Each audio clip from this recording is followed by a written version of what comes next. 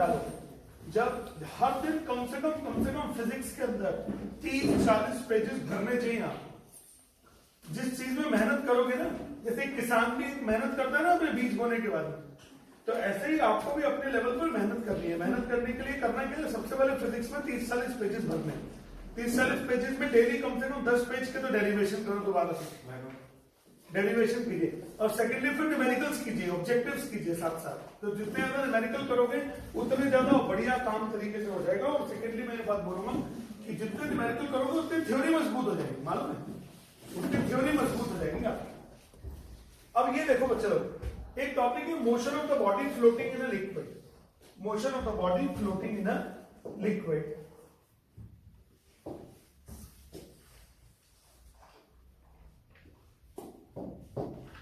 एक दो derivation daily कराते जा रहा हूं मैं आपको।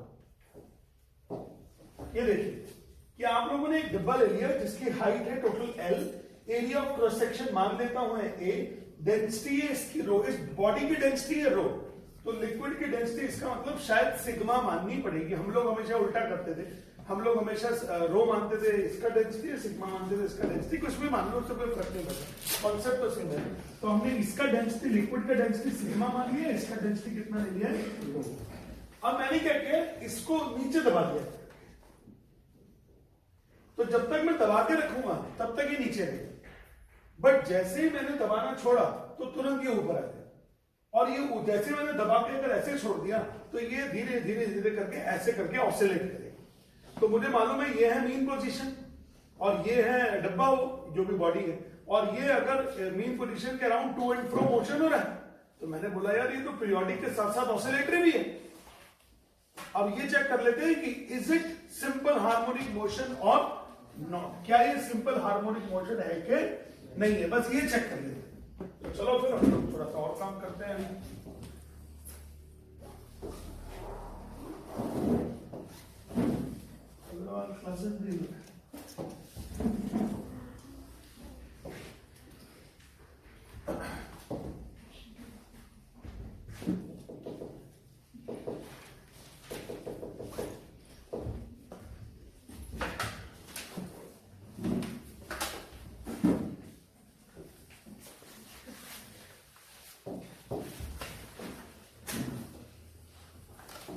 ये देखो इधर, मैंने इस डिब्बे को थोड़ा सा अंदर की तरफ पुश कर दिया। कितना पुश किया है भाई, पहले जो था ए यहां पर था, डब्बे में अंदर एक मार्क पॉइंट ए यहां पर था, अभी ए जो है वो यहां पहुंच गया है। इससे डिस्प्लेसमेंट कितना हो गया, वाई। इससे डिस्प्लेसमेंट कितना हो गया, वाई। समझ में आया क्वेश्चन अभी? तो अभी मैंने क्या किया, फिर दोबारा से वापस से कल वाला टॉपिक याद दिलाता हूं आपको जिसको मैंने टिक किया। कल क्या क्या टिक किया था, स्नेल आगे आ जाए, तो पीछे बैठी हो। कल आपको याद होगा मैंने बोला था सबसे पहले रिस्टोरिंग फोर्स निकालो, फिर Na लगाओ, फिर A is directly proportional to -y prove करो, फिर SHM बताओ, फिर टाइम पीरियड बताओ। 1 2 3 4 5 चीजें की। अरे स्नेल आगे आ जाए, उठा के रखेंगे आगे। फिर एक बार ही मैं सुना करो, बहुत स्थिर रहोगे। इसलिए हमारी अभी नींद खुली नहीं सर, धीरे धीरे आने। चलो तो चलो, अब हमने इसको वाई पुश कर दिया। अब सुनिएगा ध्यान से, क्वेश्चन ये है कि जब आपने इसको वाई पुश कर दिया, तो वाई पुश करने के बाद ये बॉडी वापस ऊपर क्यों आई, वापस ऊपर क्यों आई? ऊपर आती है इसका मतलब नीचे से ऊपर की तरफ एक फोर्स लगता है, और नीचे से ऊपर की तरफ एक फोर्स लगता है, वो होता है अपथ्रस्ट। याद आ रहा है कुछ? तो नीचे से ऊपर की तरफ एक फोर्स लगा होगा अपथ्रस्ट। तो आपको पहले चीज का आंसर मिल गया कि बॉडी जो है वो वापस ओरिजिनल पोजीशन पर लाने वाला फोर्स कौन सा लग रहा है, वो है अपथ्रस्ट। वो फोर्स जो कि बॉडी को ऊपर लाने के लिए वापस से लग रहा है, that is what upthrust, that is what upthrust. अरे आगे आ जाओ जरा, हमारे मोहल्ले में आ जाओ जल्दी आ जाओ।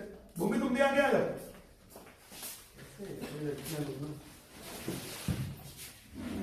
तो चलो, इसको हम लोगों ने जब वाई पुश किया तो इसके ऊपर एक एडिशनल अपथ्रस्ट आया।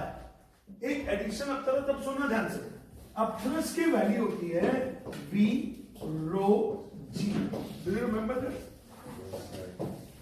मेरे लिखने के बाद तो याद आई क्या होगा? अब थ्रस्ट की वैल्यू होगी है वी रो जी। अब thrust is V rho g. Volume immersed into rho into g. Rho is what?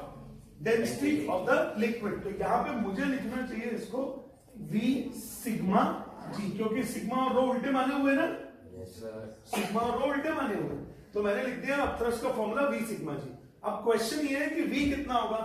We होगा जितना वॉल्यूम अभी अभी एक्स्ट्रा इमर्स हुआ है उसकी वजह से अब थ्रस्ट लगेगा।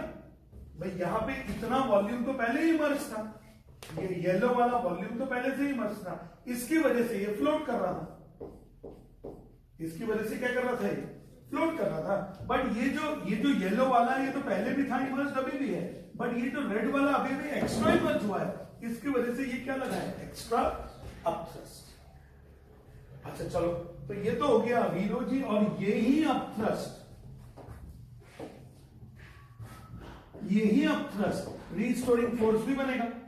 रीस्टोरिंग फोर्स हो जाएगा वी सिग्मा जी, और आपको याद होगा हम हमेशा की तरह माइनस लगाएंगे रीस्टोरिंग फोर्स। चलो ठीक है, अब रीस्टोरिंग फोर्स हो गया माइनस बी का वैल्यू कितना हो गया? Area into height into rho into sigma into g. ये हाइट कितनी है जिसकी वजह से अपथ्रस्ट प्रोड्यूस हुआ है? वाई। तो ये हो गया minus A Y sigma ji, minus A Y sigma. अब ये जो रिस्टोरिंग फोर्स है इसको मैंने लिख दिया है M A. M is the mass of the body. तो मास ऑफ द बॉडी है तो इसको मैंने इसलिए उसको कैपिटल एम से लिख दिया। भैया पूरी बॉडी का मास है, जितनी बॉडी में एक्सेलरेशन आएगा इस फोर्स की वजह से एक्सेलरेशन तो पूरी बॉडी में आएगा, तो इसलिए पूरी बॉडी का मास ले लिया। तो पूरी बॉडी का मास ले लिया तो A is equal to minus A Y sigma g upon mass का फॉर्मूला होता है volume of the body into mass का इंटू डेंसिटी। तो डेंसिटी कितनी है बॉडी की? रो। बॉडी की डेंसिटी कितनी है? रो। बॉडी की डेंसिटी है रो। तो एक्सेलरेशन ऑफ द बॉडी हो गया minus A Y sigma g upon V का वैल्यू कितना है? क्या इस पूरी बॉडी की लेंथ कितनी है? लेंथ कितनी है? एल। और एरिया ऑफ क्रॉस सेक्शन कितना मान लेता हूं? ए। तो A into length into rho. तो इसका मतलब एक्सेलरेशन हो गया है minus A Y sigma g upon A L rho. A get cancelled out, acceleration is equal to minus sigma g upon L रो और y। क्या सिग्मा भी कांस्टेंट, जी भी कांस्टेंट, एल भी कांस्टेंट, रो भी constant? Does it mean that acceleration of the body is directly proportional to the negative of displacement? तो इसका मतलब क्या हो गया? Hence motion or oscillation is SHN। Sir motion oscillation क्या हो गया? SHN। सर फिर अब आप बोलोगे सर टाइम पीरियड भी निकालो। बिल्कुल, टाइम पीरियड का फॉर्मूला होगा T pi, T equal to 2 pi under root और डिस्प्लेसमेंट अपॉन एक्सेलरेशन। तो 2 pi under root y upon acceleration की वैल्यू डाल दिया, नेगेटिव छोड़ दिया, sigma g y upon L rho. तो बच्चों लोग y y get cancelled out, 2 pi under root L rho sigma g. अभी हमारा 90% वर्क हो गया। कितना परसेंट वर्क हो गया? 90%। पहली बात तो ये सारे पॉइंट्स क्लियर हो गए। रिस्टोरिंग फोर्स हो गया, एमए हो गया, एक्सेलरेशन हो गया, एसएचएन हो गया, टाइम पीरियड हो गया। बढ़िया हो गया। मैंने कल भी बोला था ना टिक करने का सुख बहुत बड़ा होता है चलो। और ये आपकी इसकी प्रैक्टिस नहीं करता हूं, ये मैं अपने डेली टास्क में भी प्रैक्टिस करता हूं। आपको देखा होगा टास्क लिस्ट में वैसे चेक बॉक्स नहीं बना होता है, ये मेरी टास्क लिस्ट में भी रहता है। जो काम हो गया टिक टिक टिक कर। फिर मन करता है यार 10 काम लिखे हुए, 4 तो ठीक हो गए, 6 और करते हैं यार, फटाफट पूरा ही शीट खत्म हो जाएगी। तो ये बहुत बड़ा मोटिवेशन होता है टिक करना, इसकी हैबिट डालिए आप।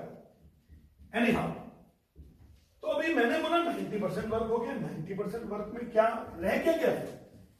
एक एडिशनल काम रह गया है, वो देखो भी ध्यान से। क्या इस टाइम ये डब्बा पार्शियली इमर्स्ड है, तो इस टाइम इस डब्बे का वेट इज इक्वल टू, अब थ्रस्ट होगा तभी तो ये रुका हुआ है, तो वेट का वैल्यू कितना होगा, मास इनटू ग्रेविटी, और अब थ्रस्ट की वैल्यू कितनी होगी, volume immersed into sigma into g. जी तो वैसे ही चल वैसे, यहां पे एम पूरी बॉडी का मास है, तो इसका हो जाएगा एरिया इनटू लेंथ इनटू रो। देखना इतना सही है क्या भाई, इस पूरी बॉडी का मास कितना हो गया, एरिया इनटू लेंथ, तो वॉल्यूम हो गया, इनटू रो हो गया डेंसिटी। वॉल्यूम इमर्स कितना है, वॉल्यूम इमर्स है एच, तो अंदर है हाइट, एरिया हो गया ए, तो इतने का वॉल्यूम कितना हो गया, एच इंटू ए इंटू सिग्मा। ए है फिर कट है, तो इसका मतलब एल रो की वैल्यू एच सिग्मा, एल रो की वैल्यू कितनी होगी, एच सिग्मा। देखना यहां पे कहीं पे एल रो दिख रहा है क्या आपको, सर ये है ना, तो मैंने लिखा 2 pi under root h sigma upon sigma g, ये दोनों भी चल वैसे, तो टाइम पीरियड हो गया 2 pi under root h by g, 2 pi under root h by g. यानी सर सबसे पहली बात तो आपके एक्सप्रेशन में y गायब हो गया, इसका मतलब time period is independent of y, time period is independent of y। दूसरी बात, टाइम पीरियड डिपेंड करता है कितना डब्बा अंदर डूबा हुआ था, इस पर डिपेंड करता है कितना डब्बा अंदर डूबा हुआ था। ये the height which is immersed inside the water, इस हाइट पर डिपेंड करता है time period t is equal to 2 pi under root h by g. समझ में आया सब लोगों को, फटाफट कॉपी करो। Motion of the body floating in a liquid, motion of the body floating in a liquid, बेहतरीन टॉपिक्स हैं,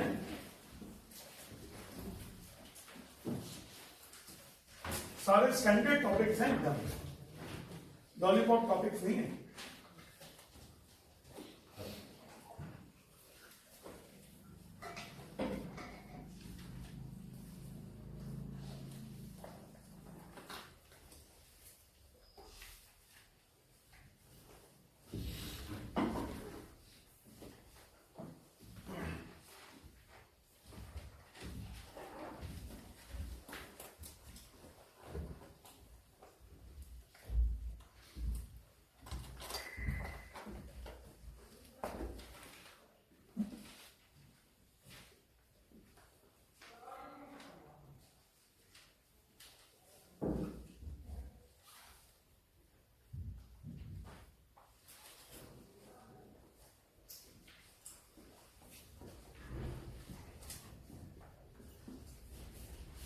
डब्बे में पानी तो भरो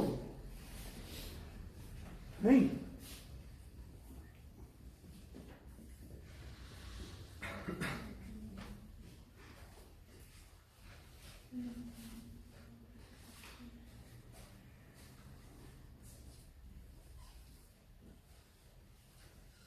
चारों तरफ आगे लाइन में चले जाओ, फर्स्ट लाइन में जाओ,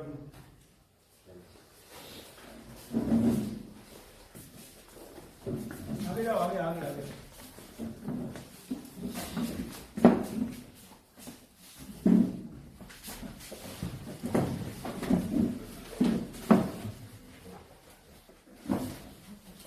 एकदम ठीक चल रहा है सब।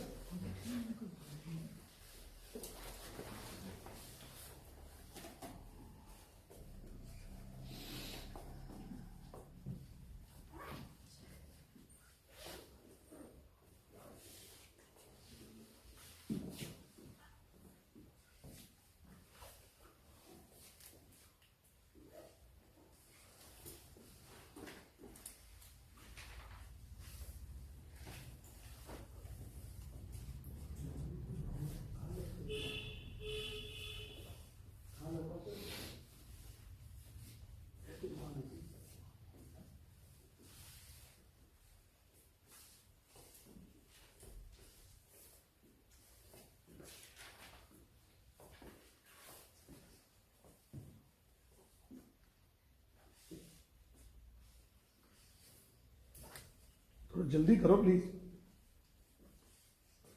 क्या हो गया भाई? ऐसा लिखो जो खुद का भी लिखा समझ में आए। नहीं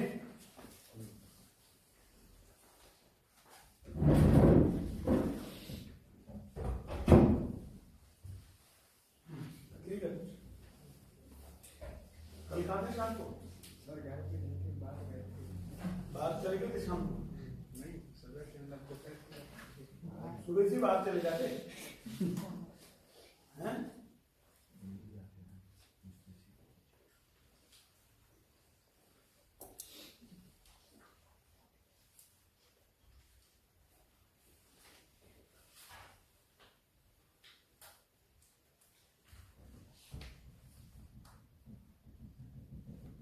यार समझ में तो आ गया होगा डेरिवेशन अच्छे से, क्योंकि आपको कल से कॉन्सेप्ट चल रहा है आपके दिमाग में।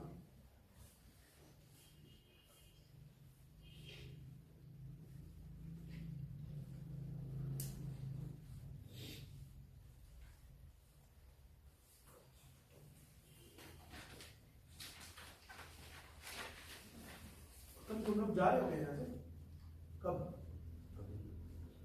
कल? अभी आज ही?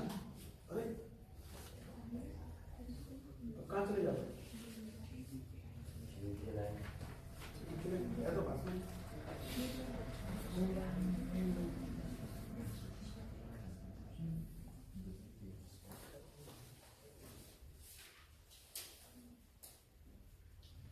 बेटे चलो आगे। हाँ जी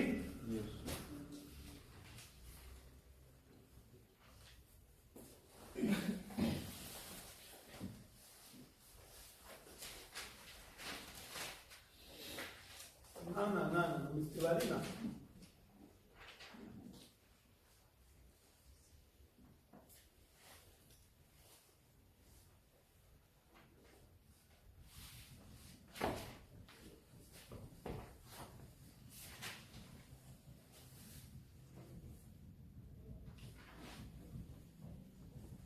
राधा नहीं है कक्षा नहीं है घर में ऐसा क्यों?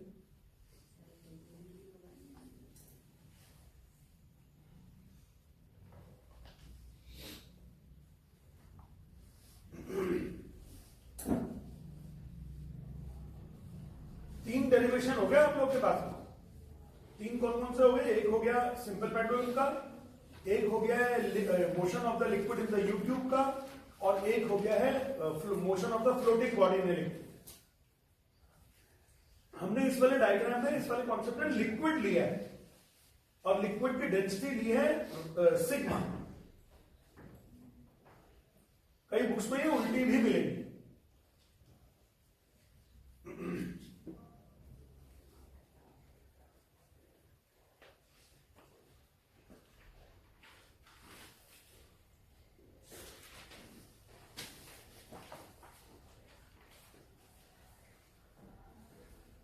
हर डेरिवेशन में y तो एब्सेंट ही हो जाता है। हर डेरिवेशन में y इज एब्सेंट।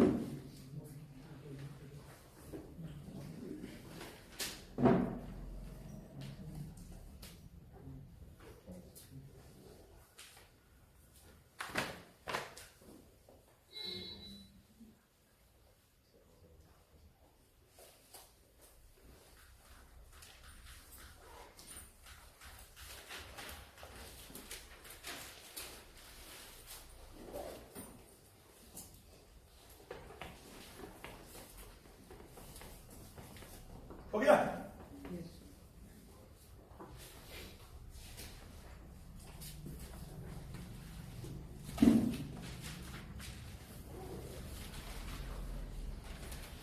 गणेश हाँ चले गए कल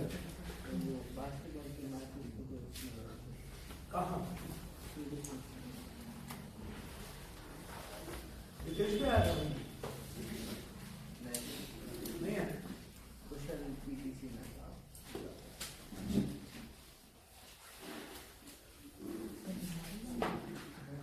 चलेंगे अभी आगे।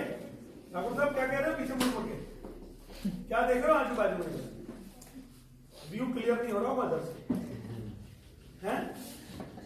वैसे सबसे अच्छा व्यू तो यहीं से आता है, ये बैल्कनी सीट से मतलब सब कुछ दिखता है एकदम दूर।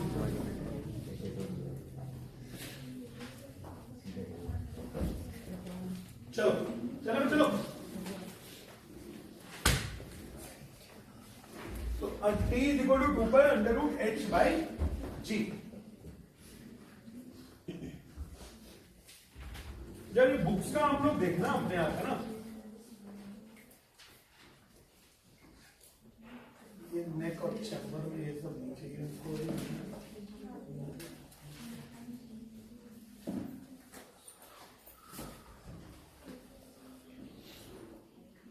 लोडेड स्प्रिंग कहाँ है यार?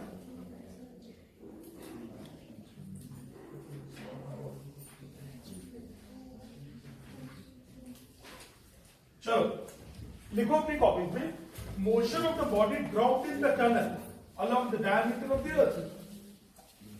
ये 4th नंबर डाल देना इसको, चौथा डेरिवेशन आ रहा है। टोटल 5 है डेरिवेशन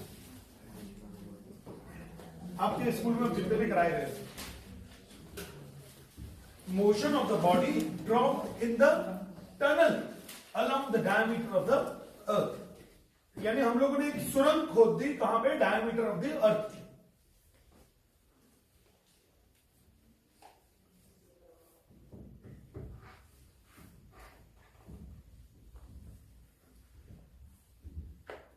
डायमीटर ऑफ द अर्थ में आप लोगों ने एक सुरंग खोद दी और उसके अंदर एक बॉडी को ड्रॉप कर दिया।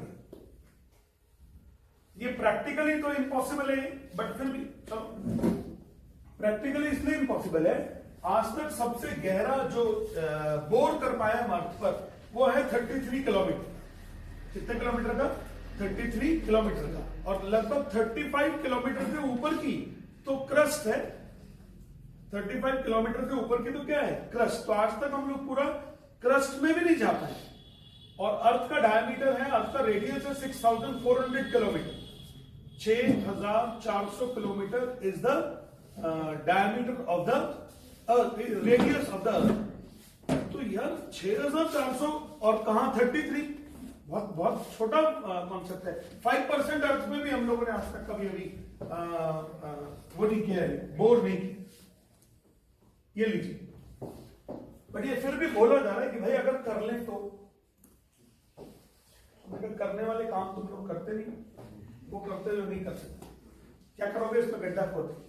फिर भी उन्होंने बोला सर आज तक हमने, इधर देखना, आज तक हमने शायद इतना गहरा गड्ढा खोदा, इतना सबसे गहरा यहां से ऐसे जो गड्ढा खोदा ना, वो इतना गहरा खोदा। तो इतना लंबा अर्थ तक कौन जा रहा है यार? पॉसिबल ही नहीं है लगता, फिलहाल तो पॉसिबल नहीं लगता। जो आप लोग पानी के लिए बोरिंग करते हो वो करते हो ज्यादा से ज्यादा 200 फीट, 300 फीट, 400 फीट, 500 फीट। जब आप 600 फीट गहरा गड्ढा खोदते हो बोर करने के लिए पानी का, तो 600 फीट का मतलब 200 मीटर हो गया। 200 मीटर, 200 मीटर का मतलब 0.2 किलोमीटर। 0.2 किलोमीटर में तो हमारे खोदने में बैंड बच जाती है हमारी। तो ये तो कितना बड़े बड़ी बातें कर रहे हैं। बोलते हमने एक टनल खोद दी, उसके अंदर एक बॉडी को ड्रॉप किया। हमने कहा जब पहले खोदो, डालेंगे फिर हम, चलो बॉडी को हम डाल देंगे, तुम खोद। तो चलो एक हम लोगों ने एक बॉडी ले लिया, मतलब एक अर्थ ले लिया, और अर्थ के सेंटर पर एक डायमेट्रिकली टनल कर दिया। क्या डाल दिया? एक डायमेट्रिकल टनल। ये हो गया येलो येलो, नहीं ये एक डायमेट्रिकल टनल डाल दिया। ये हो गया सेंटर ऑफ द अर्थ। तो पहली बात तो मैं आपको बता दूं कि अगर आपने इसको यहां पे किसी बॉडी को ऐसे डाला तो वो एक ऑसिलेटरी सिंपल हार्मोनिक मोशन में रहेगा पूरी जिंदगी। वो यहां से यहां जाएगा, यहां से यहां जाएगा, यहां से यहां जाएगा, यहां से यहां जाएगा, पूरी जिंदगी वो ऐसे ही मूव करता रहेगा।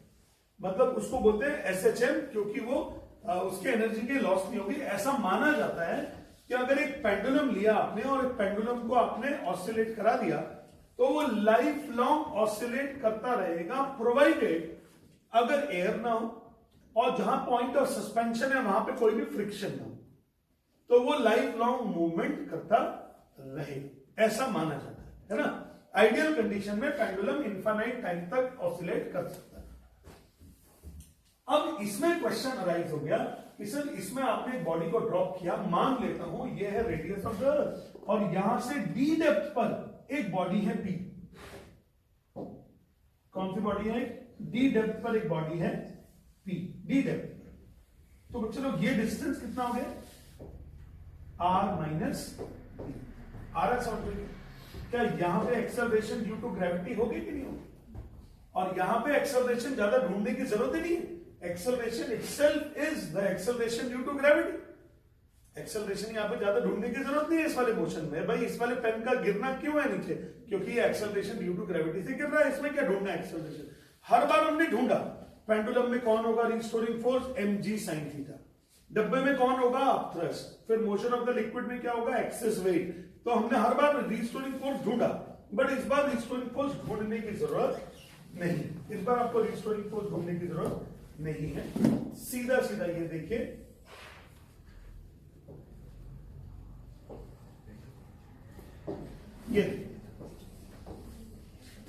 ये आ गया ग्रेविटेशन।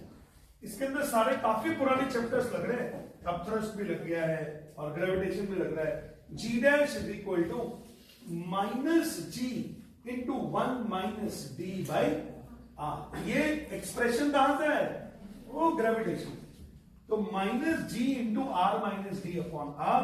मान लेता हूं अगर मीन पोजीशन है ऐसे। अच्छा अब एक चीज समझ,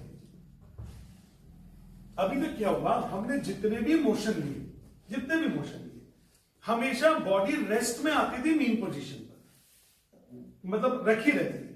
जैसे पेंडुलम है, तो पेंडुलम जब ऑसिलेट करना नहीं कर रहा था तो वो ऐसे रखा हुआ मीन पोजीशन पे, तो हमने उसको मीन पोजीशन से ड्रैग किया फिर छोड़ा। स्प्रिंग भी ऐसे ही होता है, ऐसी डब्बा भी मीन पोजीशन पर था, मोशन ऑफ द लिक्विड में भी लिक्विड मीन पोजीशन पर था। बट कोई जरूरी नहीं है कि बॉडी हर बार ही सिर्फ कहां पे हो? मीन पोजीशन पर। फॉर एग्जाम्पल ये है एक पेंडुलम, ये एक पेंडुलम है और ये है एक्सट्रीम पोजीशन। पेंडुलम यहां पर है, रेस्ट पर है, किसी तरह से मैंने यहां से उसको ऐसे खींचा और छोड़ दिया, तो वो यहां से ऐसे गया, फिर ऐसे ऐसे ऐसे ऐसे करने लगे। इसका मतलब मीन पोजीशन कहीं और थी और बॉडी का इनिशियल पोजीशन कहीं और थी। ये पॉसिबिलिटी होती है कि बॉडी की इनिशियल पोजीशन जरूरी नहीं है मीन पोजीशन ही। जैसे यहां होता है, यहां पे मीन पोजीशन तो ये है एमपी मीन पोजीशन, और ये क्या है? बॉडी की initial position. This time the body initially is not at the mean position. इस बार बॉडी मीन पोजीशन पर नहीं है। आगे समझ में क्या? अब चलो ये r माइनस डी, क्या ये रेड वाला डिस्टेंस है? क्या आपको नहीं लगता ये पोजीशन और ये मीन पोजीशन, तो क्या इन दोनों के बीच का डिस्टेंस होगा? क्या यही तो y होता है डिस्प्लेसमेंट? यही तो क्या होता है? y। तो इसका मतलब क्या आपने पहले ही प्रूव कर दिया, sir acceleration of the moving body is directly proportional to r minus D, is directly proportional to minus y, is directly proportional to minus 1। तो अगर माइनस y के प्रोपोर्शनल हो गया तो इसका मतलब इसका जो मोशन हो गया वो क्या हो गया? ऐसे है, कुछ इसमें है ही नहीं जाता। इसका जो मोशन हो गया वो क्या हो गया? सीधा सीधा ऐसे। वो सारे पॉइंट्स हो गए अपने आप। अर्थ वाले केस में रिस्टोरिंग फोर्स ढूंढने की जरूरत नहीं होती है, एमए अलग से लगाने की जरूरत नहीं है, हम ग्रेविटेशन में कर चुके हैं। तो जी डैश की सीधी value is directly proportional to the minus of displacement. As the result the motion executed by the body dropped in the tunnel along the diameter of the earth would be SHL is SH। और अब ये निकाल देंगे उसके बाद में time period. ये क्या निकाल देंगे? देखो ये G dash is equal to minus ji Y. क्या हमने पहले ही मान लिया था क्या वाई? देखना जरा, हमने इनके करने से पहले ही वाई मान लिया, तो हमने ऑलरेडी इसको वाई ले लिया, छोड़ देते क्या जरूरत। अब क्या टाइम पीरियड का फॉर्मूला कितना होता है? 2 pi under root y by a. तो ये हो जाएगा 2 pi under root y upon g dash होगा ना। तो यार वाई अपॉन जी डैश की वैल्यू ये है minus ji y by r. तो y अपॉन जी डैश की वैल्यू r बाई जी हो गई क्या? चेक करो भाई, y अपॉन जी डैश की value r by g, r by g. इसका मतलब जो बॉडी आपने ड्रॉप की है टनल में, उसका time period radius of the अर्थ पे डिपेंड कर रहा है। किस पे डिपेंड कर रहा है? रेडियस ऑफ द अर्थ पे। वो कभी भी आपने कितने हाइट से बॉडी को ड्रॉप किया उस पर डिपेंड ही नहीं कर। फटाफट एक क्विक नोट कर लो इसको। फोर्थ पॉइंट डालना आप लोग उसको, नहीं आया समझ? हाँ, अरे इधर आ जाओ, इधर आ, कहीं आ। अपने बैच में कोई डिस्क्रिमिनेशन नहीं, कहीं बैठो। कम समझ में आ रहा है? अच्छा, अरे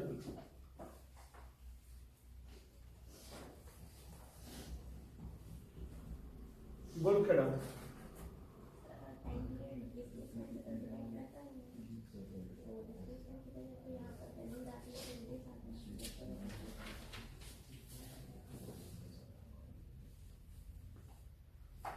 आपको एतराज कहां है?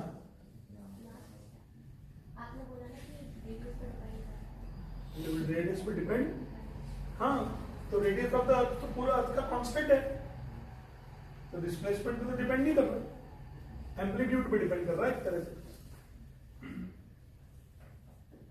देख सुन, अभी नोट कर ले दोबारा से, मैं तुम्हारा डाउट भी बताता हूं क्या है, और तुम्हारा फिर उसका वो भी बताता हूं क्या है आंसर उसका। अरे लास्ट में कौन बैठा है ये? अरे अनुष्का, अनुष्का इधर आ जाओ अभी।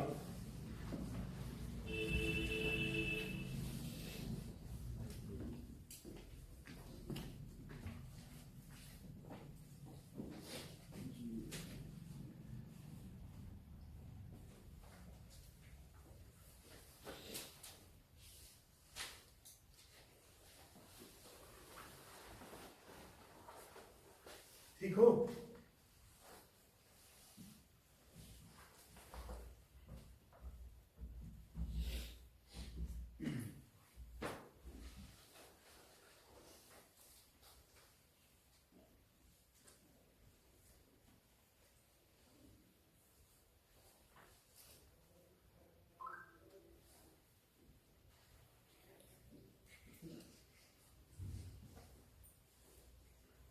बहुत मुड़ रहे हो तुम पीछे,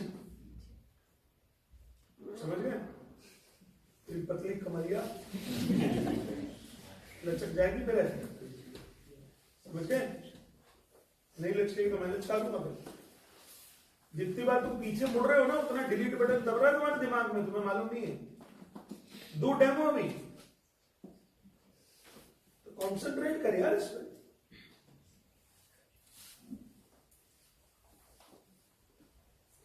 एक बार पीछे मुड़े, डिलीट बटन दब गया।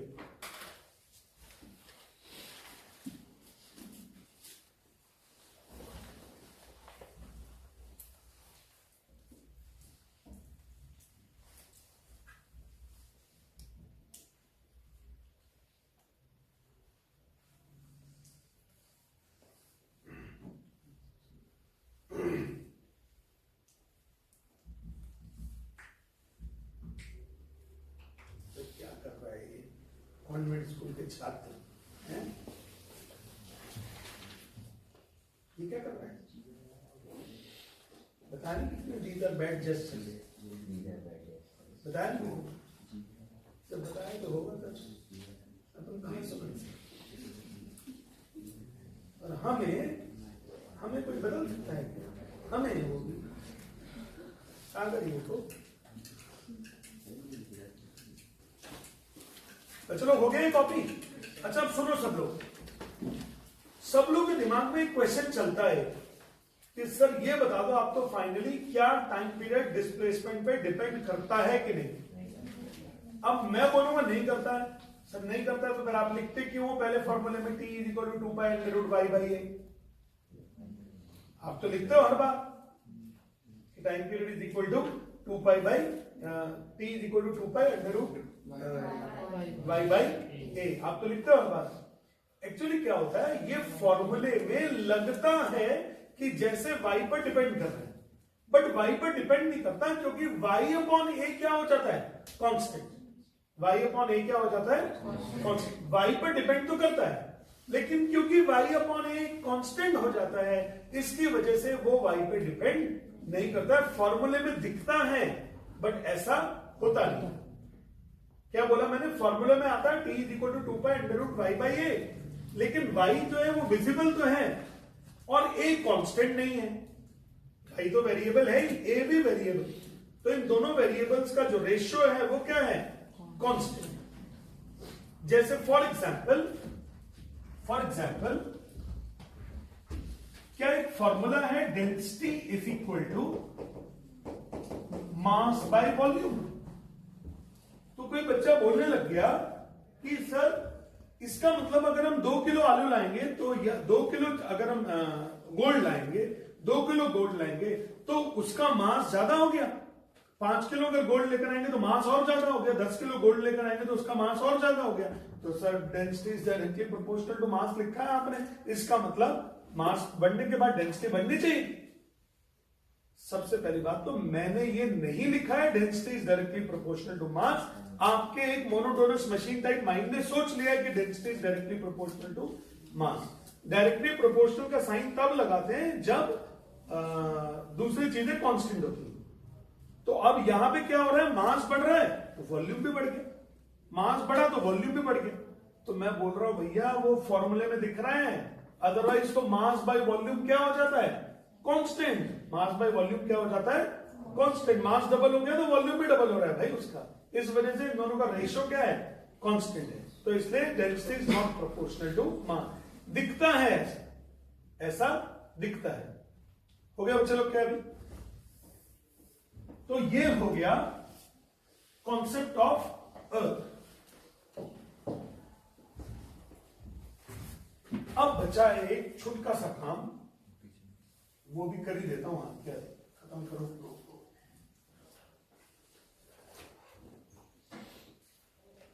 ये लिखो अपनी कॉपी में, motion of a loaded spring. Last 5th point है।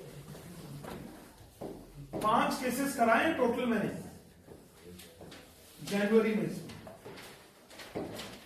Motion of the loaded spring, कि एक लोडेड स्प्रिंग को जब आप अगर if you allow the mass suspended in the loaded spring या mass suspended in the spring to oscillate, then it will execute SHL, और ये आपको प्रूव भी करना है। मोशन ऑफ द स्प्रिंग नहीं है, motion of the loaded spring है। जब लोड लिखा है, एक्चुअली ऐसे डेरिवेशन है, उसमें भी था वर्क पावर एनर्जी, और शायद फोर्स वाले चैप्टर में भी था रिस्टोरिंग फोर्स बताने के लिए। तो जब हमने लोडेड स्प्रिंग लिखा है तो लोडेड स्प्रिंग मतलब वर्टिकल बनेगा। Load is always a concept of vertical mass attracted by the gravity. तो इसका मतलब लोड जो होगा वो वर्टिकल बनाओगे आप लोग, और जो पुराने वाले डायग्राम्स थे वो हॉरिजॉन्टल बनाए थे। तो अभी आज जो बना रहे हैं वो बना रहे हैं हम लोग लोडेड स्प्रिंग का एक कॉन्सेप्ट।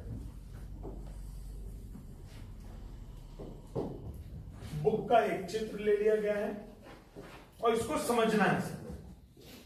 सबसे पहले तो मैं एक बात बता दूं आपको कि जैसे कि स्प्रिंग है, स्प्रिंग में कोई लोड नहीं है, तो फिलहाल इस स्प्रिंग में कोई भी स्प्रिंग कांस्टेंट नहीं है। भाई रख दो, मैं ले लूंगा।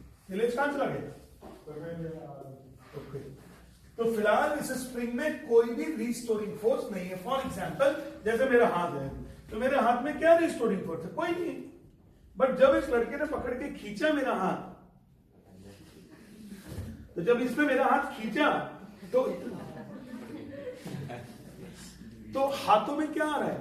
रिस्टोरिंग फोर्स आ रहा है। तो इसका मतलब जब कोई स्ट्रेचिंग होती है तब आता है रिस्टोरिंग फोर्स। तो यहां पर मैंने क्या किया, एक मास को लटकाया ये, और जैसे एक मास को लटकाया तो नीचे की तरफ फोर्स कितना आ गया, mg।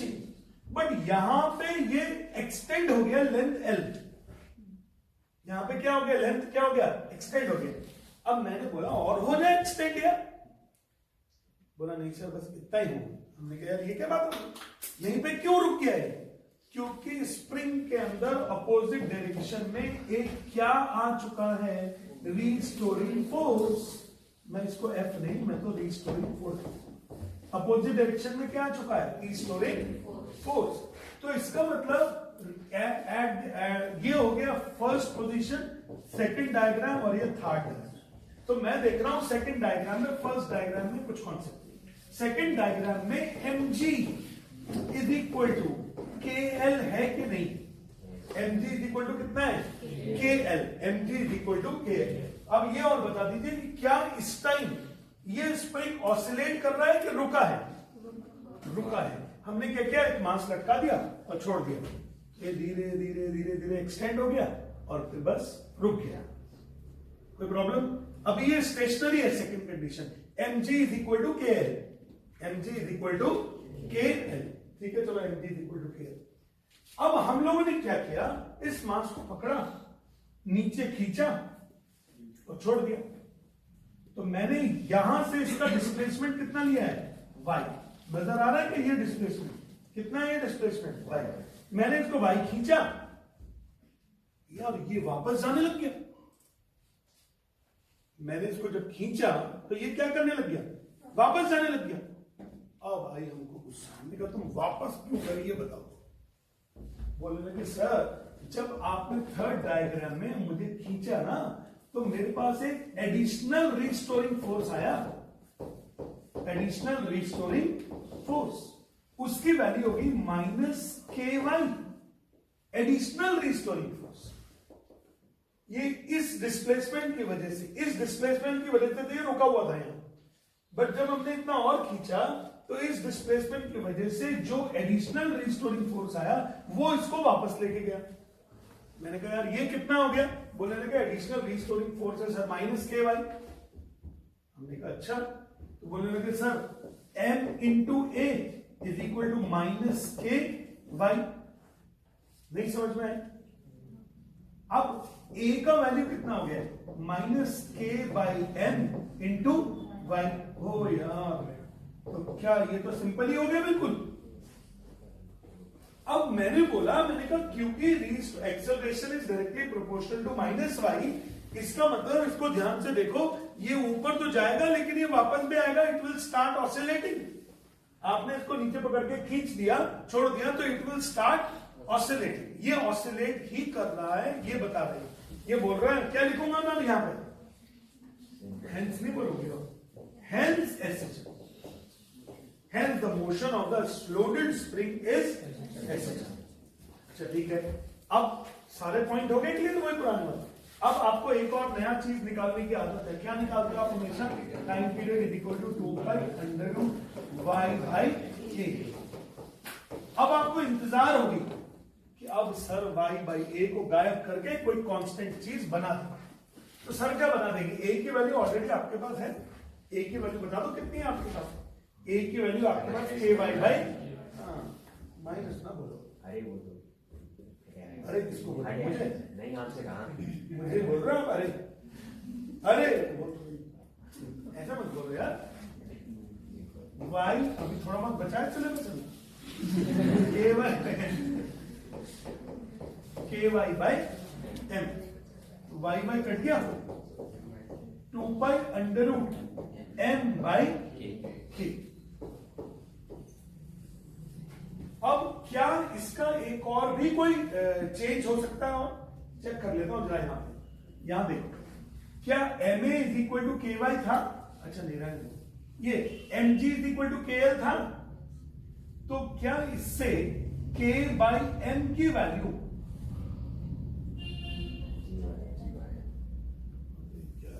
M/K, तो क्या इससे M/K की वैल्यू L/G हो गई क्या? तो इसका मतलब क्या, इसको मैं लिख सकता हूं 2π√L/G। इसका मतलब सर इस पर डिपेंड करेगा।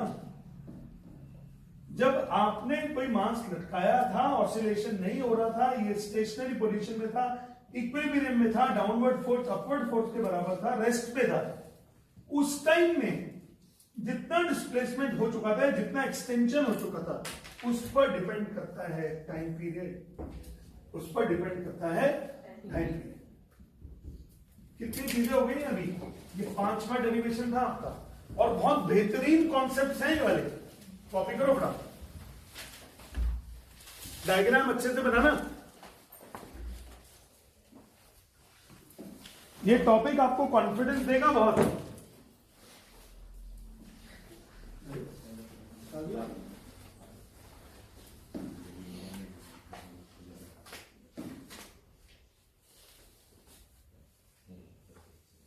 शुभी बन रहा है कि नहीं?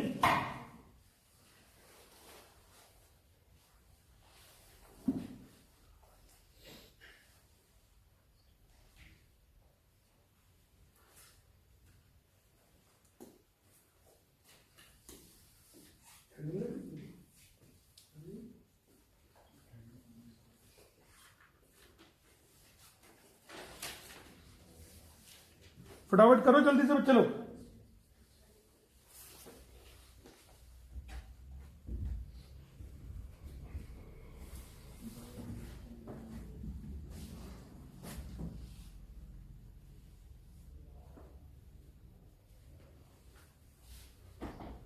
ऐसा भी हो सकता है कि जो आपको एक स्पार्क चाहिए होती है पढ़ने के लिए, जिससे आप लोग इग्नाइटेड हो जाता है, आपका फ्यूल एनर्जी आ जाती है, वो ये टॉपिक्स वो 5 के 5। SHM can be that topic. आपको क्योंकि जब मजा आएगा तो और मजा आएगा पढ़ने में, उसको फिर आप और टाइम लगाओगे।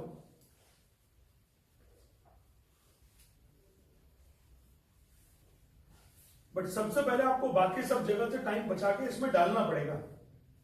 सबसे बड़ा इन्वेस्टमेंट है टाइम इन्वेस्टमेंट, तब बनेगी फिजिक्स लैब। सर वही है नहीं और हमारे पास नहीं।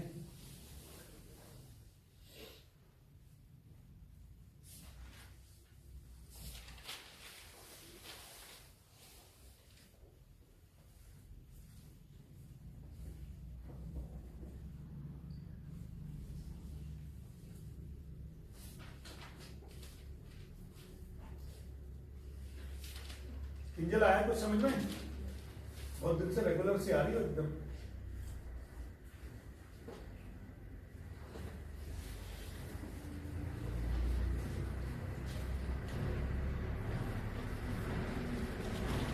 हो गया प्रैक्टिकल की तैयारी? 1 घंटे का टेस्ट था, उसमें तुमको प्रैक्टिकल की तैयारी आ रहा है।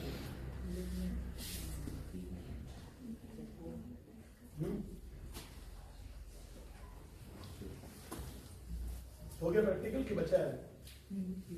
तो आज दे दो टेस्ट में। हाँ है, मैं जल्दी कबूल करो। अभी 11 बजे चालू कर लेते हैं टेस्ट। मैं रहूंगा नीचे, तो तुम आराम से लिख लेना जो कॉपी में तुम्हें बनता हूँ।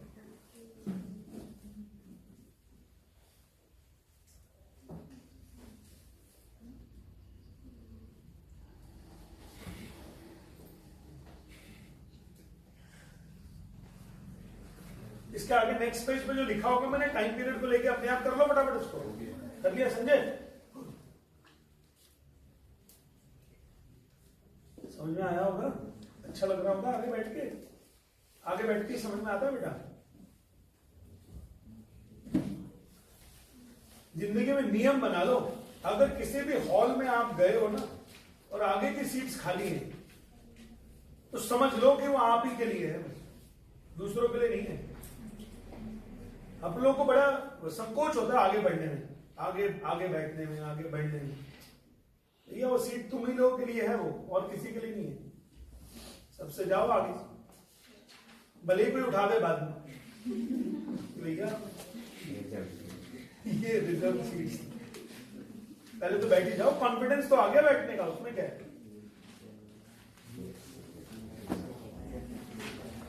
हो गया? चलो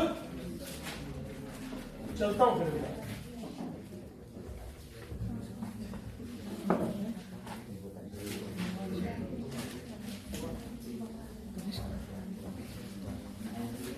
यार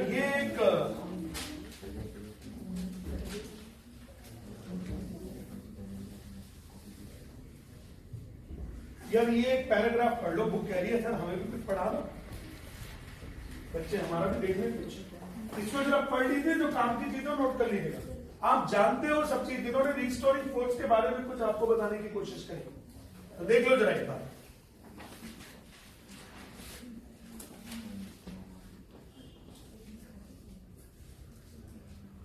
F is equal to minus KL. F is the force constant of the or the spring factor.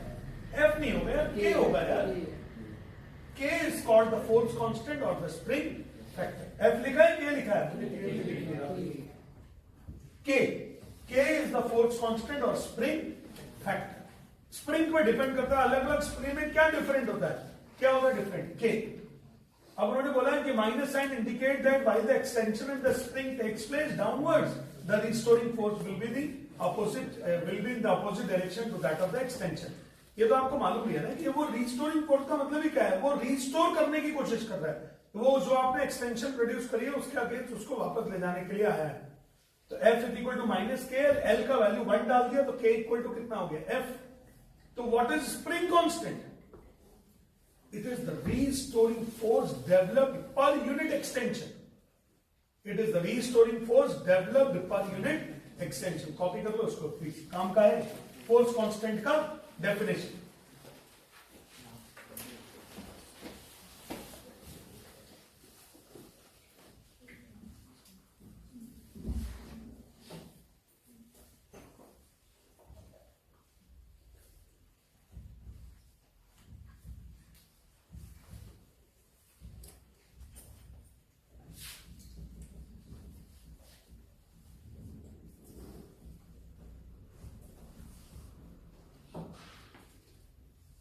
आपको अच्छा लग रहा है बैठ के? खुश?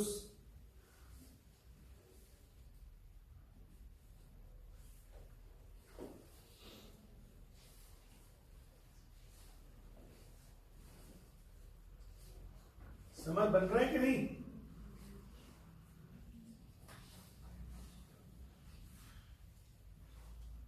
अच्छा, एग्जाम कब कब से है? कुछ लोग यहाँ तो अभी 7 तारीख से हैं, 15 और 15 फरवरी में किस चीज का एग्जाम? इंग्लिश है। इंग्लिश है। उसके बाद कोई विश्वास नहीं। हाँ, 2 मार्च सेंट मैरिज। 3 मार्च कौन है? केवी। सेकेंड वीक कौन है? सेकेंड वीक ऑफ फेब, 14 फरवरी के बाद ना।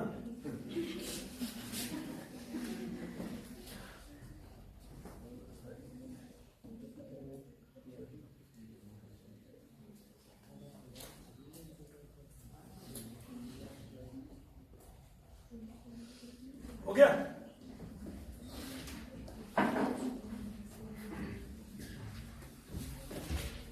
तो ये हो गया चलो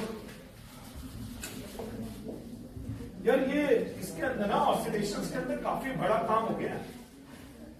अब सुनो मेरी बात सब लोग, मैंने आपको ना 5 केसेस कराए। एक बार जब मैं रिवाइज कराई तो कौन कौन से केस कराए? ये क्या हो गया? पेंडुलम। ये क्या हो गया? यूट्यूब। ये क्या हो गया? मोशन तो हो रहा है क्या ये भैया? वो क्या motion of the body in a liquid, motion of the body partially immerse in a liquid. फिर एक बार ऐसे डाल दिया किसी को, वो ऐसे जा रहा है, वो भी 5 नहीं, लोडेड स्प्रिंग। ओके, तो ये 5 चीजों में जब अब आप बुक में पढ़ोगे तो इन 5 के अंदर 2 रिलेशन या एक रिलेशन एक्स्ट्रा मिलेगी। जैसे टाइम पीरियड तक तो मैंने करा दिया, टाइम पीरियड के बाद में कुछ एडिशनल ये जरूर कराएंगे। जैसे स्प्रिंग, इसके अंदर स्प्रिंग कांस्टेंट बता दिया। एक और पेंडुलम के अंदर कुछ और चीजें बताते हैं कि एक सेकंड पेंडुलम मैंने कराया था आप लोग को। फिर एक ये भी बोलते हैं अर्थ के बराबर अगर लेंथ का पेंडुलम हो जाएगा तो क्या होगा। ऐसे छोटे छोटे चीजें होते हैं। क्या एक बात समझो आप सब लोग, मैं आपको ना कोचिंग में माइंड को कोच करता हूं। ऐसा नहीं है कि जैसे कुछ बोलते हैं सर ये वाला टॉपिक तो आपने बताया ही नहीं था सर, ये तो आ गया एग्जाम में सर। अरे तो आगे तो क्या है, आपको पढ़ना सिखा रहे हैं यार। ऐसा आपको रटा के नहीं भेजना है यहां से कि देखो बेटा ये क्वेश्चन मैं बता रहा हूं तो आएगा, जो आएगा तो वो मैंने बताया ही होगा। मैंने आपको काबिल बनाया है। मैंने आपको पढ़ने योग्य बनाया है, मैंने आपके माइंड को हेल्दी किया है, मैंने उसके अंदर कॉन्सेप्ट्स बताए हैं, और ये कहा है simplifying the way to the success. हम लिखते हैं ना बाहर, मतलब उसका मतलब ये नहीं है कि आपने मुझे फीस दे दिया और मैंने आपको बोला बेटा तुम बैठो, तुम्हारी जगह मेहनत मैं करता हूं, तुम्हारा ठेका हमने ले लिया है, ये सब नहीं है। आपको चलना सिखाया है, हम तो कोच हैं, जैसे एक बैट्समैन को कोच करते हैं, धोनी को उसके कोच ने कोच किया होगा ना, मेहनत तो किसने करी है, धोनी जी ने की है। तो ऐसे ही आपको यहाँ पे खुद मेहनत करके ये छोटे छोटे पॉइंट्स को अपने नोट्स बनाने चाहिए। आपको पढ़ने लिखने वाला कॉन्सेप्ट्स क्लियर होना चाहिए। ये देखो, ये छोटे छोटे वॉचआउट्स होते हैं और ये कंपटीशन का टॉपिक है। पहला, T is equal to 2 pi under root L by G. To hold for a simple pendulum, its length should be very small as compared to the radius of the earth. उन्होंने बोला sir T is equal to 2 pi under root L by G सिर्फ उन्हीं pendulums के लिए सही होता है जिन pendulum की लेंथ रेडियस ऑफ द अर्थ के रिस्पेक्टिवली छोटी होती है। हमने कहा भैया जो हम पेंडुलम बना रहे हैं वो पेंडुलम 1 मीटर का होगा, 2 मीटर का होगा, थोड़ा छत पे चढ़ गए तो 4, 5, 10 मीटर का होगा बस। बट रेडियस ऑफ द अर्थ तो कितना है, 6400 किलोमीटर, मीटर नहीं किलोमीटर। तो उसके रिस्पेक्ट में तो छोटा ही है, उसके लिए टी का value 2 pi under root L by G, it will hold good. फिर क्या बोला, इन केस, ये आ गया नया topic, in case the length of the simple pendulum is comparable to the radius of the earth. कि suppose आपने बोला सर हमने भगवानगंज से, तो भगवान जहां पे रहते हैं वहां से हम लोग ने एक पेंडुलम लटकाया और उसका जो लेंथ है सर वो 400 किलोमीटर है, ये 4000 किलोमीटर है, मतलब वो रेडियस ऑफ द अर्थ के रिस्पेक्ट में नेग्लिजिबल नहीं।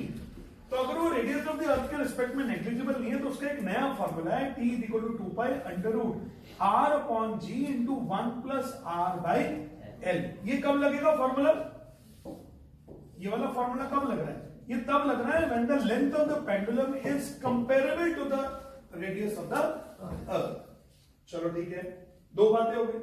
When the pendulum is of equal to the radius of the earth, कि अगर पेंडुलम रेडियस ऑफ द अर्थ के बराबर हो जाए, ये खूब आता है कॉम्पिटिशन में क्वेश्चन, पेंडुलम अगर रेडियस ऑफ द अर्थ के बराबर हो जाए तो यहां पे R और L कट जाएंगे आपस में, तो 1 और 1 कितना हो जाएगा 2, तो वैल्यू हो जाएगी 2 pi under root R by 2G, R by 2G, उसका वैल्यू है 59.84 मिनट्स।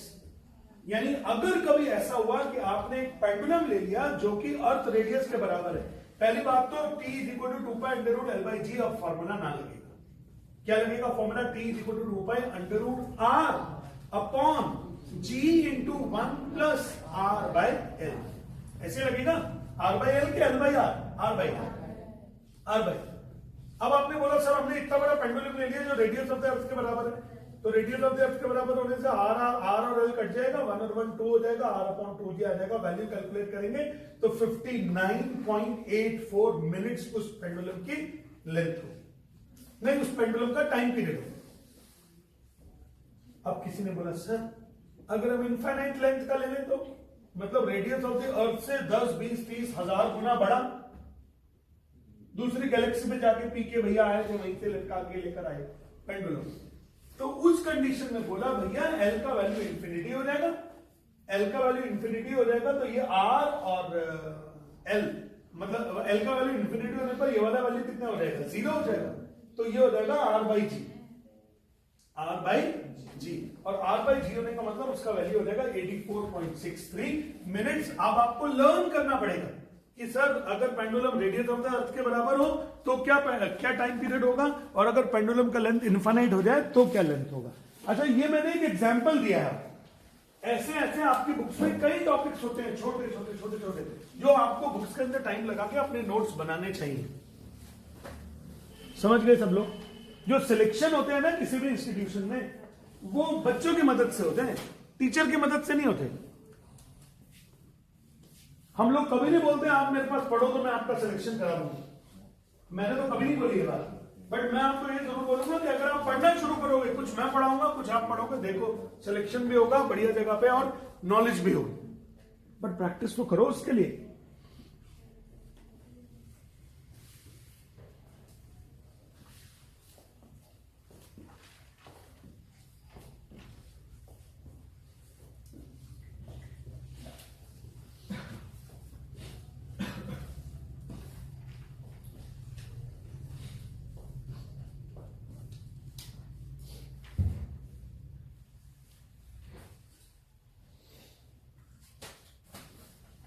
केवी में पेपर कब से है? केवी वालों ने 3 मार्च से खत्म।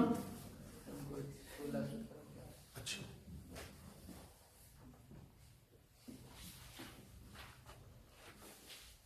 नोट कर लिया सोनी जी? कर लिया थे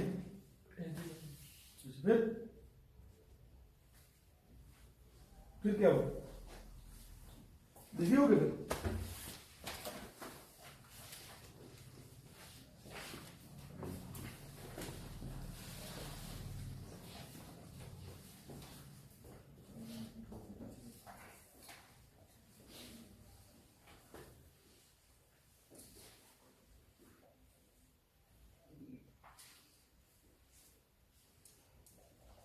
तुम्हारी देख के वैसे नहीं लगी।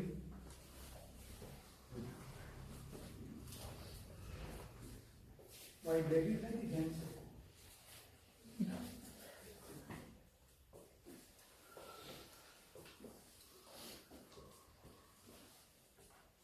हाँ भैया, बन रहा है कि नहीं उस्ताद? तो तुम चले जाओगे यहां से? तुम्हें याद आएगी बहुत।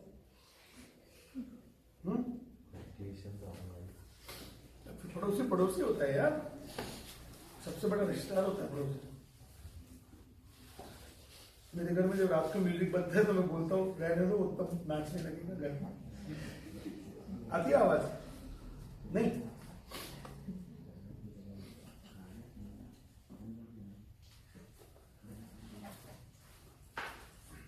हो गया बेटा? तो इसका मतलब अब आपको एक देखो नई चीजें पता लगी ना, ये time period of the pendulum. ऐसे पेंडुलम में है, ऐसे स्प्रिंग में भी कुछ ना कुछ होगा, ऐसे टनल में भी कुछ चीजें बताई होंगी, ऐसे डब्बे में कुछ चीजें बताई होंगी, यूट्यूब में भी कुछ चीजें बताई गई होंगी।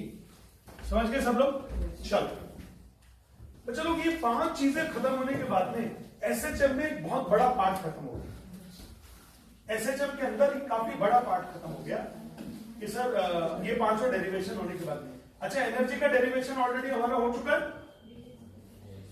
बोलो भाई, कल ही तो किया एनर्जी का डेरिवेशन।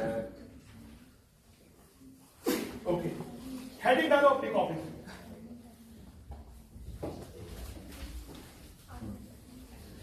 अरे ना ना ना ना ना,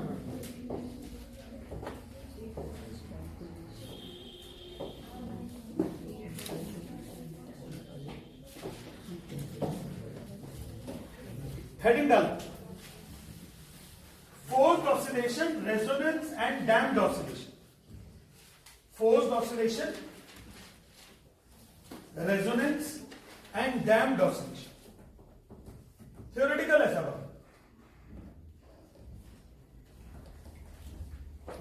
कल भी 2 घंटे की क्लास है हमारी, 5 बजे से लेकर कितने बजे तक?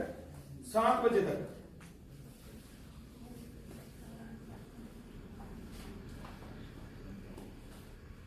कल मंडे है भाई साहब।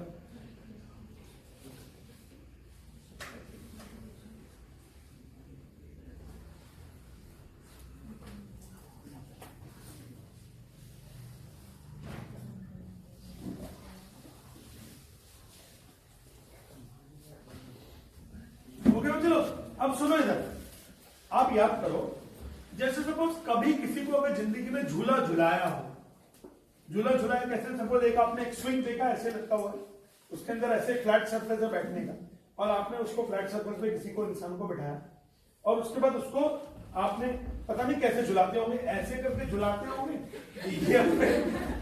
ऐसे करके झुलाते होंगे, दैट डिपेंड, सोच की और समझ की बात है ना। तो अगर आप लोगों ने उसको कई बार लोग जो बैठा होता है उसको भी धक्का दे देते, तो वो दांत इकट्ठे करता आपने। सुनो मेरी बात है, सुनो। तो अगर आप लोगों ने किसी स्विंग को अगर आपने ऐसे स्विंग कर दिया, मतलब किसी स्विंग को आपने स्टेशनरी की जगह उसको मोशन में ले लिया, तो अगर आपने एक बार उसको झुला के और छोड़ दिया, तो वो धीरे धीरे धीरे धीरे उसका एम्पलीट्यूड कम होते जाएगा, क्योंकि एयर फ्रिक्शन भी है, पॉइंट ऑफ सस्पेंशन पे भी फ्रिक्शन है, बहुत सारी चीजें हैं, जिसकी वजह से धीरे धीरे धीरे धीरे वो रुक जाएगा। ऐसे ऑसिलेशंस को बोलते हैं डैम्प्ड ऑसिलेशन। कैसा ऑसिलेशन होता है? Damped oscillation. DAMPED, पी का प्रोनाउंसिएशन बहुत जरा सा रहता है, डैम्प्ड ऑसिलेशन। तो ये जो डैम्प्ड ऑसिलेशन होता है, इसके अंदर एनर्जी डिसिपेट होती है, एनर्जी वेस्ट हो जाती है, जिसकी वजह से धीरे धीरे धीरे धीरे oscillating body comes to the rest. लेकिन अगर आप ये चाहते हो कि वो जो इंसान है जो झूल रहे हैं, अगर आप चाहते हो कि वो बॉडी लगातार उसी एम्पलीट्यूड पे झूलती रहे, तो क्या करना पड़ता है? उसको हर बारी में जितनी उसकी एनर्जी डिसिपेट हुई होगी उतनी एनर्जी से फिर दोबारा से आपको पुश करना पड़ता है। फिर दोबारा से आपको उसको क्या करना पड़ता है? पुश करना पड़ता है। जब वो यहां वापस आया, तो जब वो वापस आया तो आपने पकड़ा उसको और फिर पुश कर दिया। तो you need to apply force in each and every oscillations and you need to provide the energy to the oscillation which got dissipated during one oscillation. एक oscillation के अंदर अगर उसकी एनर्जी जाते हुए थी 10 जूल और आते हुए हो गई 8 जूल, तो अब आप ये चाहोगे कि मैं इसको जो 2 जूल इसकी एनर्जी खर्च हो गई है इसको वापस से दे दूं, तो ये वापस 10 जूल से जाएगा, 8 जूल से आएगा, फिर आपने 2 जूल दे दी, फिर वापस उतने से होगा। मतलब लॉस ऑफ एनर्जी को कंपनसेट करना। तो ऐसे ऑसिलेशंस को बोलते हैं हम लोग फोर्स्ड ऑसिलेशंस। कैसे ऑसिलेशंस होते हैं? फोर्स्ड ऑसिलेशन, जिसके अंदर in order to maintain the same amplitude you give a continuous energy that is equal to the loss of the energy in one oscillation, and this type of oscillation is called forced oscillation. Forced oscillation में हर oscillation में आपको energy लगानी पड़ेगी, force लगाना पड़ेगा। क्या मेरी बात समझ में आएगी सब लोग को? तो फोर्स्ड ऑसिलेशन। अच्छा, अब एक और वर्ड है ये रेजोनेंस। सबसे पहले बात तो रेजोनेंस शायद केमिस्ट्री में भी पढ़ लिया है क्या? पढ़ा है क्या? पढ़ा होगा यार केमिस्ट्री में। हाँ बोल नहीं देखो गलत बात है, बताना। सही बोल रहा है यार, same formula but different structures. Okay, अच्छा चलो, ये रेजोनेंस, ये एक्चुअली सेम फॉर्मूला पर डिफरेंट स्ट्रक्चर्स। ये है आइसोलेशन। अब मुझे भी बनती है यार, मुझे भी बनती है केमिस्ट्री, मुझे भी बहुत बनती है। सुनो ध्यान से, रेजोनेंस का फिलहाल यहां क्या मतलब है पहले ये समझो। क्या होता है बच्चे लोग? सबसे पहले तो ये बताइए, मॉलिक्यूलर मोशन सबसे ज्यादा किसमें होता है? गैसेस में, सॉलिड्स में कि लिक्विड्स में? गैसेस में। उससे कम किसमें होता है? जीरो किसमें होता है? जी नहीं, जीरो सॉलिड्स में नहीं होता है, ऐसे नहीं होता। मैंने क्या बोला था? सॉलिड्स के अंदर लीस्ट मॉलिक्यूलर मोशन होता है, बट होता है।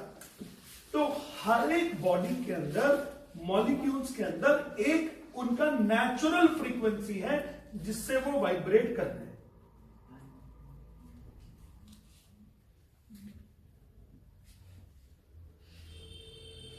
किससे? एक नेचुरल फ्रीक्वेंसी है जिससे वो वाइब्रेट करते हैं। बोलो आ रहा है समझ में? यानी अगर सॉलिड भी होगा बॉडी में, तो सॉलिड के पार्टिकल भी धीरे धीरे अपनी पोजीशन पे धीरे धीरे करके ऑसिलेट कर रहे होंगे। वो उनकी नेचुरल फ्रीक्वेंसी है। कैसी फ्रीक्वेंसी है? अच्छा, अब सुनिए ध्यान से। अब आपने अगर ऐसे करके आपने एक टैप किया जोर से, तो जैसे आपने टैप किया तो साउंड वाइब्रेशन आया होगा। तो साउंड वाइब्रेशन ने आपकी बॉडी को भी, आपके एयर कॉलम्स को जो ईयर में जा रहे हैं उनको भी वाइब्रेट कराया होगा। आपका ईयर ड्रम वाइब्रेट हुआ होगा, कान का पर्दा। तो बच्चे लोग, इसका मतलब जब मैंने इसको फोर्स लगाया तो इसके अंदर भी एक वाइब्रेशन आया होगा। और जब एक बॉडी के जो पार्टिकल जिस फ्रीक्वेंसी से वाइब्रेट कर रहे हैं, फ्रीक्वेंसी होती है 1 सेकंड में कितने साइकिल्स पूरी कर रही है, 1 सेकंड में कितने साइकिल्स पूरे कर रहे हैं। जब उस पे उसी फ्रीक्वेंसी का एक्सटर्नल फोर्स लग जाता है, जब उस किसी ऑसिलेटिंग पार्टिकल पर जितनी फ्रीक्वेंसी से वो ऑसिलेट कर रहा है, वो उसी फ्रीक्वेंसी का एक्सटर्नल फोर्स भी लग जाता है, तो उस ऑसिलेटिंग पार्टिकल के एम्पलीट्यूड बड़े बड़े हो जाते हैं। अभी तो वो ऐसे नहीं हो रहा, उसका एम्पलीट्यूड क्या हो जाते हैं? बड़े बड़े हो जाते हैं। और अगर एम्पलीट्यूड बड़े बड़े हो जाते हैं, तो एम्पलीट्यूड बड़े बड़े होने की वजह से वो बॉडी तुरंत डिस्ट्रॉय हो जाती है, टूट फूट जाती है। वो काम, मतलब वो बॉडी अब उस शेप में नहीं रहती। अगर आप लोगों ने वो देखा हो, जेम्स बॉन्ड की जो पिक्चर्स आती है, जेम्स बॉन्ड की आती है, जिस जैसे 007 और इस टाइप की जो आई थी ना मूवी, तो उनके अंदर दिखाते हैं वो लोग कि एक बहुत बड़ा सा शीशा है। यार वो शीशा इतना ज्यादा पावरफुल है, इतना ज्यादा स्ट्रॉन्ग ग्लास है वो, कि उसके अंदर आर पार दिख तो रहा है, लेकिन यार उसको तोड़ना मुश्किल है। वो बुलेट प्रूफ टाइप का ग्लास है, उसको गोली भी उसको तोड़ नहीं पाती। अब हीरो तो हीरो ही है, तो उसने क्या किया, अपनी अंगूठी निकाली है, उस अंगूठी के अंदर ऐसे कुछ किया, वो बताते तो बुद्धू ही है वो, लेकिन फिर भी, तो उसके अंदर क्या हो गया, इसके अंदर वाइब्रेशन प्रोड्यूस हो गया, उससे इसके अंदर क्या प्रोड्यूस हो गया, वाइब्रेशन। वो वाइब्रेशन को उसने ऐसे हाथ रखा, तो वो वाइब्रेशन किस पर पहुंच गया, शीशे पे पहुंच गया। तो जब उस वाइब्रेशन की फ्रीक्वेंसी और मॉलिक्यूल्स ऑफ द ग्लास जिस स्पीड जिस फ्रीक्वेंसी से हिल रहे होंगे, जब वो दोनों मैच कर गई, तो ये शीशा फट से गिर गया। समझ में आया सबको, टूट गया, तो छोटे छोटे पीसेस में टूट गया। इसी तरह से अगर आपने देखा होगा, आपको नहीं बताऊंगा, मैं बता रहा हूं आपको, कि जैसे जब कोई कहीं पे बॉम्ब ब्लास्ट हो, तो बॉम्ब ब्लास्ट होने से क्या आपको एक ऐसा फोर्स लगता है या ऐसा ऐसा फोर्स लगता है, एक वाइब्रेशन आता है क्या। जैसे अगर मैं यहाँ पे डीजे, अगर मैं मतलब कोई बहुत स्ट्रॉन्ग म्यूजिक बजा देता हूं, जैसे कभी कभी बजते हैं ना, पुराने लोगों ने शायद सुने होंगे वाले, तो ये बॉडी के ऊपर ना वाइब्रेशन आते हैं उससे। डीजे जब कोई भी चल रहा होता है तो उससे वाइब्रेशन आते हैं। अगर आपने स्पीकर्स को हिलते हुए देखा हो तो ऐसे हिलते हैं स्पीकर्स, तो मतलब उसके अंदर वाइब्रेशन आ रहे हैं। हमारी बॉडी के अंदर भी क्या रहे, वाइब्रेशन। तो अगर कहीं पे भी एक्स्ट्रा साउंड प्रोड्यूस होगी बॉम्ब ब्लास्ट की वजह से, या एनर्जी रिसोर्स हो गया, और किसी शीशे में जाके वो वाइब्रेशन टकराए, तो कोई शीशा टूट गया, कोई शीशा नहीं टूटा। इसका मतलब जिस शीशे को उस फ्रीक्वेंसी का वाइब्रेशन मिला, जिस फ्रीक्वेंसी से उसके अपने मॉलिक्यूल्स की नेचुरल फ्रीक्वेंसी जो थी, उसके बराबर जब फ्रीक्वेंसी का वाइब्रेशन मिला, तो वो शीशे के पार्टिकल्स के एम्पलीट्यूड बड़े बड़े हो गए और वो टूट फूट गए, डीअसेंबल हो गया। असेंबल की जगह क्या हो गया, डीअसेंबल हो गया। तो इस कंडीशन को क्या बोलते हैं, रेजोनेंस। इस कंडीशन को क्या बोलते हैं, रेजोनेंस। इसलिए बोला जाता है कि एरोप्लेन को, जेट फाइटर्स को लो एल्टीट्यूड पे फ्लाई करने की इजाजत नहीं है, क्योंकि लो एल्टीट्यूड पे इतना वाइब्रेशन होता है कि वो बॉडी किसी भी चीज को तोड़ फोड़ सकता है, बहुत लाउड म्यूजिक से। इसलिए आपने कई बार देखा है कि वो शीशे विशे टूटने लगते हैं करके, है ना। तो बेसिकली ये है कॉन्सेप्ट ऑफ रेजोनेंस। अच्छा, एक और कॉन्सेप्ट, जैसे आपने वो देखा होगा, परेड देखा होगा, ये क्या होता है, 1 2 1 होता है ना। परेड में बोलते हैं 1 2 1 1 2 1, ताकि सब लोग एक पैर ये मारे, फिर एक पैर ये मारे, फिर एक पैर ये मारे। तो ये होता है परेड का एक सेटअप है।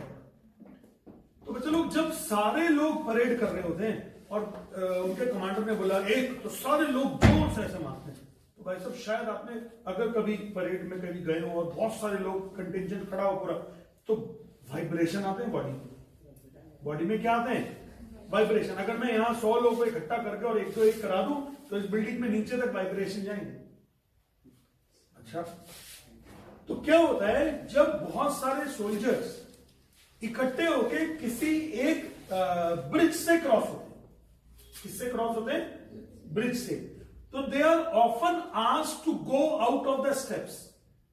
मतलब उनको बोला जाता है 1 2 1 करके मत चलना भैया, out of the step. Out of the step का मतलब कोई कैसे भी भागते दौड़ते निकल जाओ, ऐसे भागते दौड़ते निकल जाओ, स्टेप्स में मत चलो। सबके सब लोगों का फोर्स एक जैसा नहीं होना चाहिए।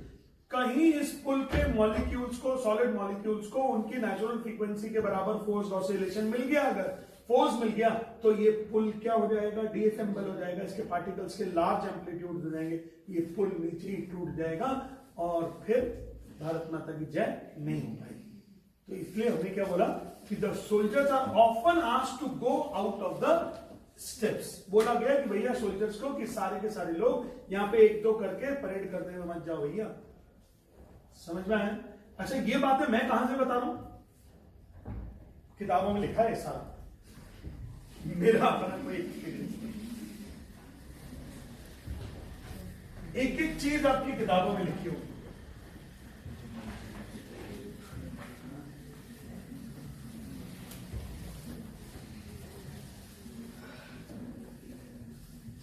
देखो, ना ना ना ना, तो गलती मत करना, कहीं 1 2 1 हो जाएगा। देखो इधर, फ्री ऑसिलेशन। फ्री ऑसिलेशन का मतलब कोई भी बॉडी ऑसिलेट कर रही है, झूला ही नहीं है ऑसिलेशन के लिए। मॉलिक्यूल्स ऑफ द सॉलिड भी ऑसिलेट कर रहे हैं, मॉलिक्यूल्स ऑफ द सॉलिड भी क्या कर रहे हैं, ऑसिलेट कर रहे हैं। आपको गलतफहमी है कि molecules of the solid rest में है, नहीं। क्या लिखा है, a body is said to be executing free oscillations if it vibrates with its natural frequency. If the attached mass is displaced through a distance y, the restoring force is minus ky or spring constant nu naught is equal to 1 upon 2 pi under root k by a. ये time period का उल्टा किया है, time period का क्या कर दिया उल्टा, तो ये आ गया फ्रीक्वेंसी और न्यू तो हो गया फ्रीक्वेंसी, नॉट जो बनाया उन्होंने बोला नेचुरल फ्रीक्वेंसी के लिए क्या ले लिया है not. If no other force act on the system will execute oscillation of its frequency mu naught. That is called the natural frequency of the oscillator. The amplitude of oscillation will remain constant with time. Such oscillations are called undamped oscillation or free oscillation. ऐसा oscillations को बोलेंगे undamped है कि भैया ये practically possible नहीं है कि अगर उनके amplitude constant है with time, मतलब टाइम तो चले जा रहा है लेकिन एम्पलीट्यूड ऑफ द पार्टिकल क्या है कांस्टेंट है. देखा ऐसा कहां होता है यार, बोला नहीं ऐसा होता है. जब आइडियल गैसेस हो सकती हैं, कार्नोट इंजन हो सकता है, ये भी हो सकता है, ये फ्री ऑसिलेशन है और ये थ्योरेटिकल है. तो ये तो फ्री ऑसिलेशन हो गया. इसको मैं कॉपी में नोट नहीं करा रहा हूं, सिर्फ समझा रहा हूं, आप उसे समझिएगा.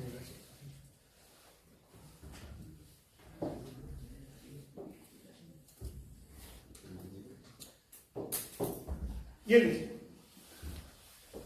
the natural frequency of the oscillations of an oscillator depends on its mass, dimension, restoring force. Natural frequency. Further, the natural frequency of the time period is independent of its initial displacement, provided the initial displacement is small. The following are few examples of free oscillation. A tuning fork. क्या सब लोगों ने tuning fork देखी है? कितने लोगों ने हाथ में भी लिया tuning fork? ये लोग लैब उसमें उसकी फिजिक्स लैब की सफाई करते हो क्या? कैसे? वो ट्यूनिंग फॉर्क आपने समझते तो होंगे. ट्यूनिंग फॉर्क होता क्या है? एक ऐसा इंस्ट्रूमेंट होता है, ऐसा और ऐसा. आप कुछ लोग बोले अरे ये तो हमने लाया है, इसको बोलते हैं ट्यूनिंग फॉर्क. इसके जो दो प्रॉन्ग्स होते हैं ये हिलते रहते हैं. तो उन्होंने बोला कि a tuning fork when set into vibration execute free oscillation.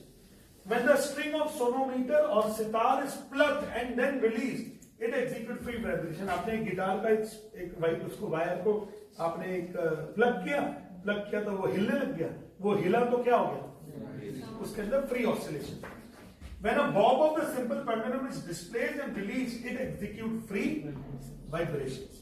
But free vibrations हैं, बट उसका एम्पलीट्यूड कांस्टेंट नहीं होता. उसकी सच्चाई है कि उसका एम्पलीट्यूड कांस्टेंट नहीं होता.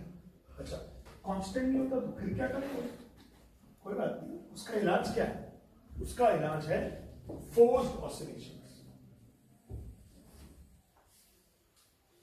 ये प्योर थ्योरी है एकदम, ये सिर्फ दिमाग में जानी है बस. या तो इसको किताब में लिखा रहने दो और मौका मिले तो इसको एग्जाम में लिख दो. इसके बीच में इसके नोट्स बनाने की जरूरत नहीं है.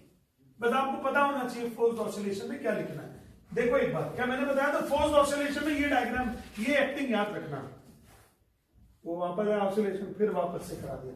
पीरियोडिक फोर्स लगना जरूरी है. कैसा फोर्स लगना जरूरी है? पीरियोडिक. चलो, फोर्स्ड ऑसिलेशन.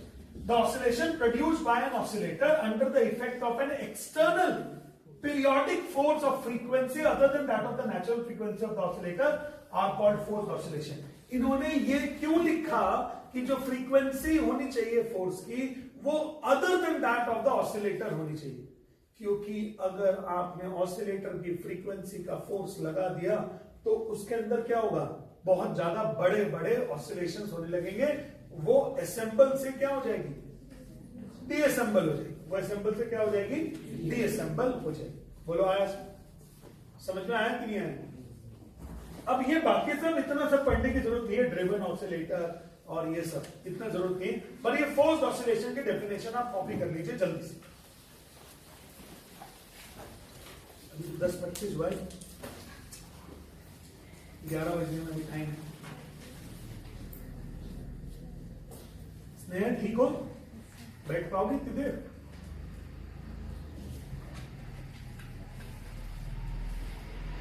संडे को तो घर में भी बहुत काम होते हैं नहीं? हम कोई काम नहीं करते सर.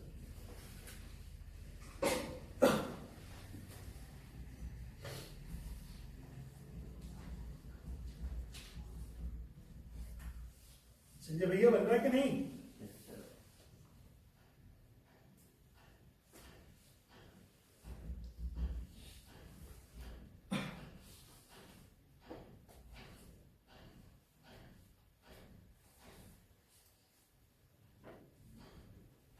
सिर्फ ऊपर की लाइंस कॉपी करनी है बस. The oscillation produced by an oscillator under the effect of an external periodic force of frequency other than that of the natural frequency of the oscillator are called forced oscillations.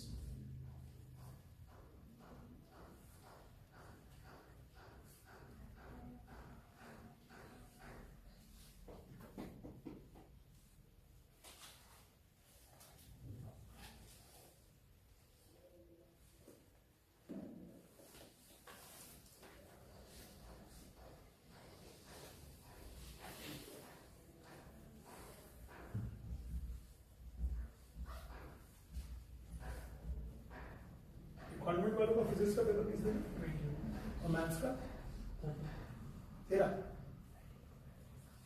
Maths का 13 तारीख को है भाई. 13 तारीख को कोई doubt होगा तो पहले पूछ लेते हैं. और वो उन 2 दिन की छुट्टी में शायद मैं यहाँ नहीं रहूँगी. पहले पूछ लेते हैं डाउट पूछ लेते. हो गया क्या?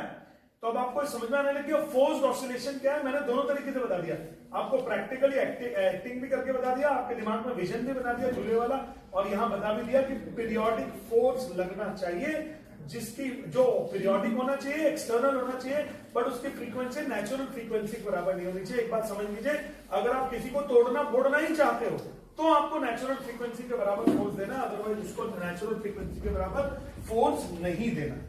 अगर आपने दिया तो वो नेचुरल फ्रीक्वेंसी के फोर्स जो होगा वो उस बॉडी को तोड़ देगा.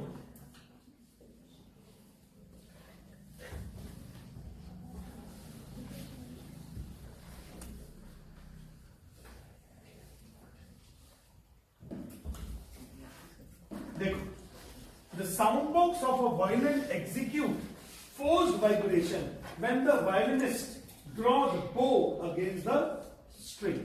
मतलब ये मुझे इतना वर्ड नहीं पता है बो अगेंस्ट द स्ट्रिंग क्या होता है, बट फिर भी अगर कोई वायलिनिस्ट बजाते जा रहा लगातार तो उससे क्या मतलब क्या हो रहा है, क्या उसको वो कैसे ऑसिलेशन दे रहा है, बार बार फोर्स्ड ऑसिलेशन दे रहा है, बार बार उसको अलग से फोर्स दिया जा रहा है एक्सटर्नली.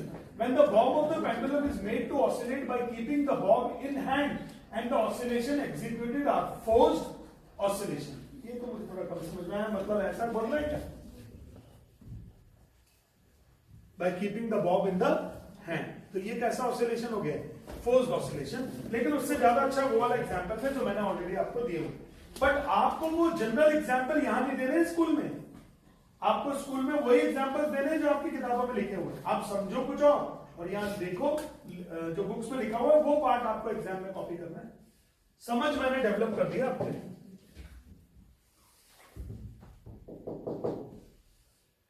अब आ गया रेजोनेंस.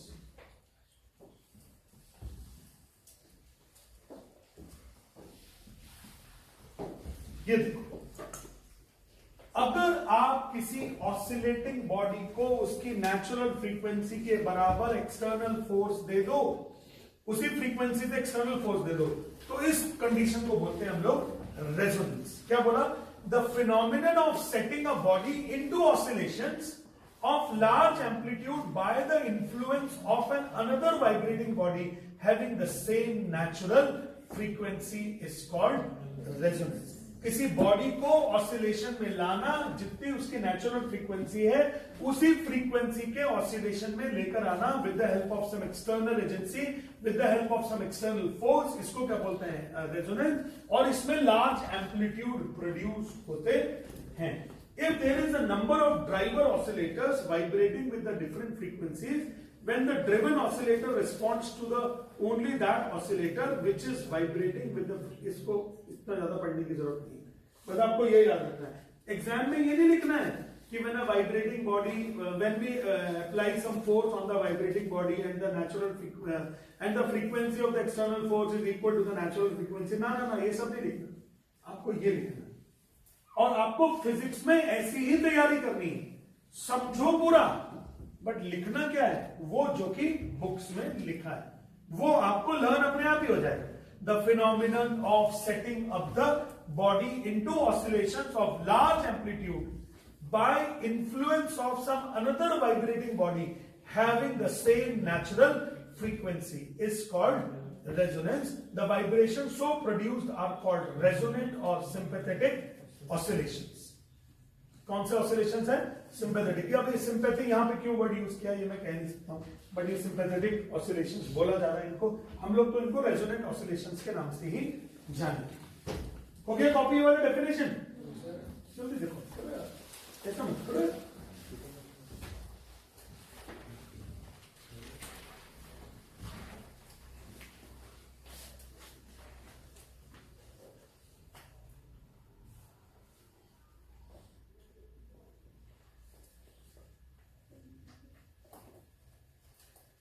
कुछ कह रही हो?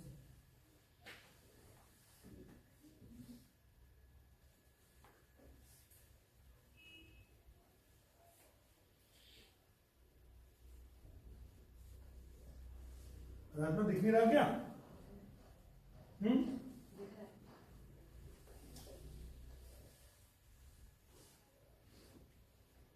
The phenomenon of setting of a body into oscillations of large amplitudes by the influence of another vibrating body having the same natural frequency is called resonance.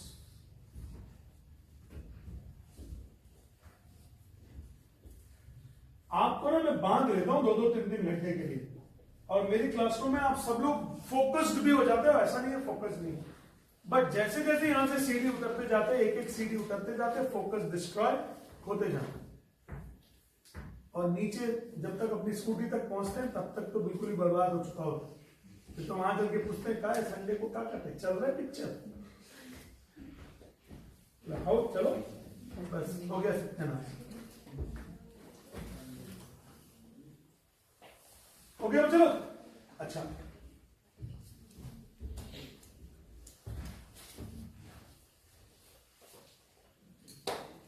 अब आपको लगेगा यार सबको किताबें रटी. हाँ भैया रटी. ये तीनों एग्जाम्पल्स लगभग, 2 तो मैंने बता ही दिया, एक और बता देता हूं. ये लो पहले वाला पढ़ो. क्या मेरी लैंग्वेज वही होगी when the soldiers are asked to go out of the steps? ये इन्हीं की लैंग्वेज है. Our soldiers are ordered to go out of the steps. मतलब वो जो 1 2 1 करके चल रहे हैं, मैंने बोला दादा रहने दो, यहां मत दिखाओ, ऐसी जाओ, वरना तो भारत माता की जय हो जाएगी पानी में भीग के, फिर कोई मतलब नहीं है. क्या बोला? when the soldiers are crossing a bridge, when the soldiers cross a bridge, they are ordered to go out of the steps. If they do so, then the bridge may start oscillating.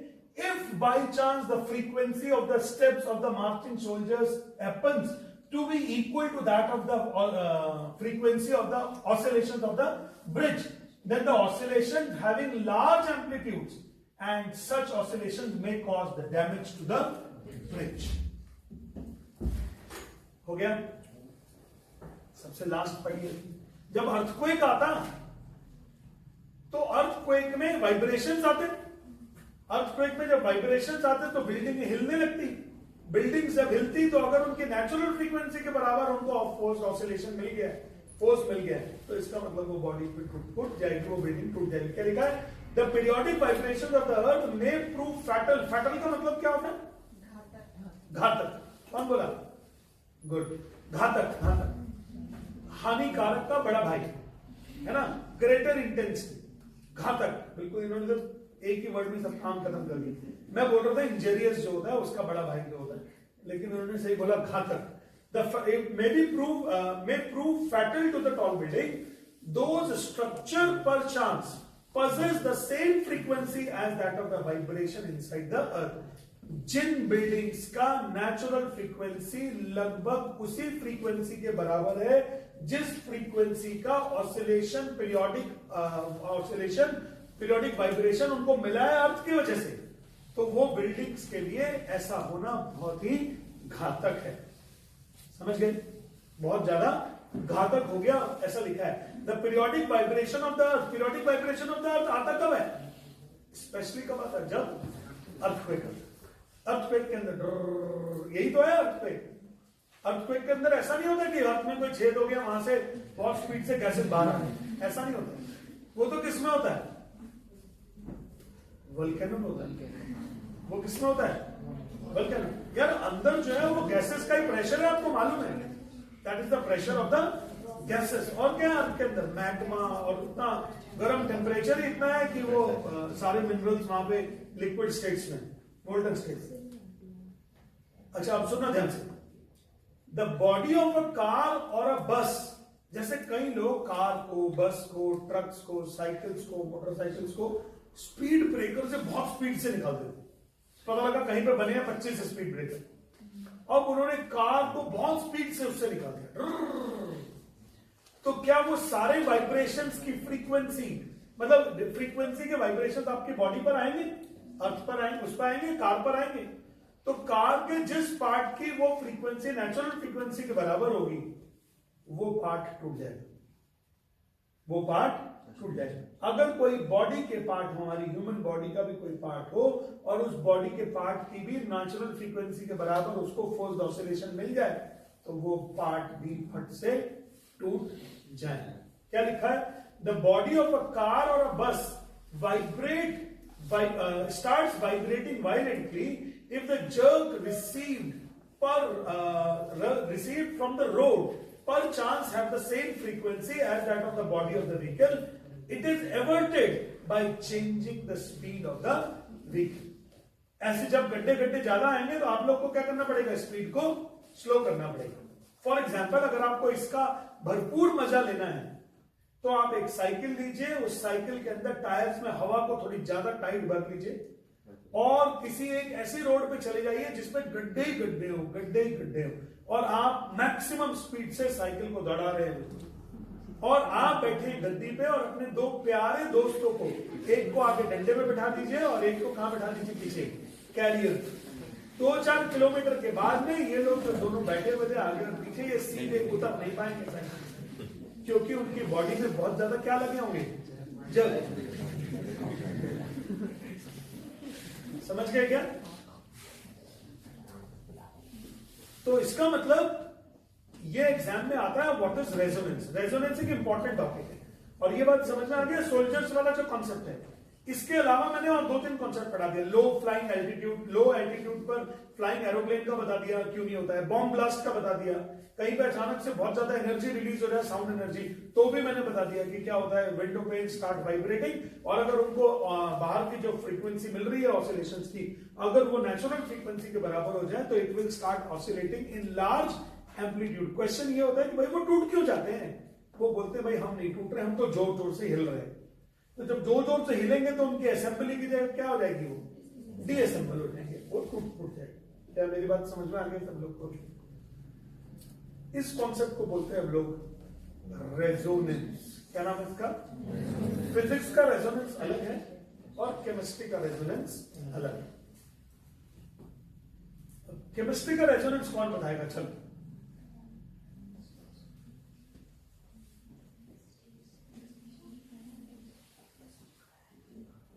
कोई नहीं बताएगा,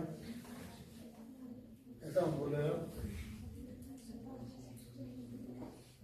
ऐसा मत बोलो, मुझे भी याद नहीं है। कोई तो बता दो। देखो केमिस्ट्री में रेजोनेंस क्या होता है कि जब कुछ, हाँ बोल। हाँ नहीं, देखो सुन मैं बता, जैसे बेस्ट रेजोनेंस समझा जाता है बेंजीन। बेस्ट रेजोनेंस किसमें समझा जाता है? बेंजीन। तो बच्चों जब उसके बॉन्ड्स जो होते हैं वो क्या करते हैं, कभी यहां होते हैं डबल बॉन्ड और कभी यहां होते हैं, ऐसे ही होता है ना। तो जब बॉन्ड्स अपने पोजीशन को इंटरचेंज करते रहते हैं, डिफरेंट स्ट्रक्चर्स जो बनते हैं आइसोमर्स में, तो रेजोनेंस उसमें आता है कि जब दो स्ट्रक्चर्स आपस में इंटर कन्वर्टेबल होते हैं, ये इसमें कन्वर्ट हो रहा है, ये इसमें कन्वर्ट हो रहा है, तो इस वाले इस फिनोमेनन को क्या बोलते हैं हम लोग? रेजोनेंस बोलते हैं। और इन स्ट्रक्चर्स को बोलते हैं रेजोनेटिंग स्ट्रक्चर्स। क्या बोलते हैं इनको हम लोग? Resonating structures. एनीहाउ, तो ये हो गया आपका एक कॉन्सेप्ट। अच्छा अब ये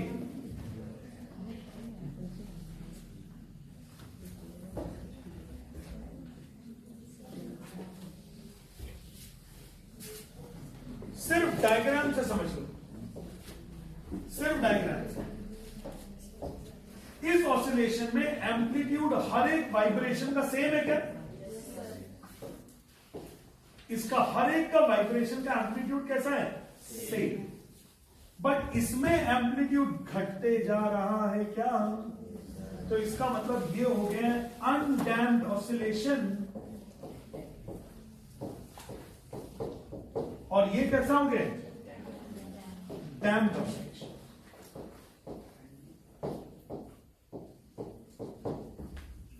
डायग्राम बना लो फटाफट, देखो undamped oscillation, damped oscillation. Damped oscillation में एम्पलीट्यूड लगातार कम होते जाएगा और अनडैम्प्ड ऑसिलेशन में एम्पलीट्यूड लगातार घटते जाएगा। नहीं, मैंने उल्टा बोल दिया। ओके, अनडैम्प्ड ऑसिलेशन में एम्पलीट्यूड सेम रहेगा और डैम्प्ड ऑसिलेशन में एनर्जी डिसिपेट होती जाएगी और एम्पलीट्यूड धीरे धीरे धीरे धीरे कम होते जाएगा।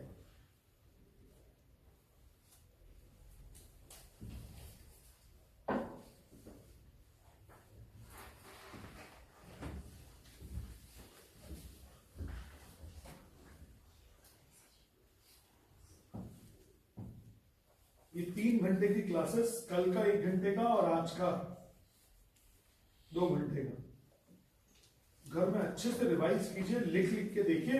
ये सोचो कि फिजिक्स का पहला चैप्टर ही कौन सा पढ़ रहे हो आप? एसएचएम। ये सोचो फिजिक्स की, चलो आज से शुरुआत करते हैं, एसएचएम पढ़ते हैं। ऐसा मन में सोचो कि आज से शुरू करता हूं। शुरू करोगे तो एक दिन खत्म भी कर लो।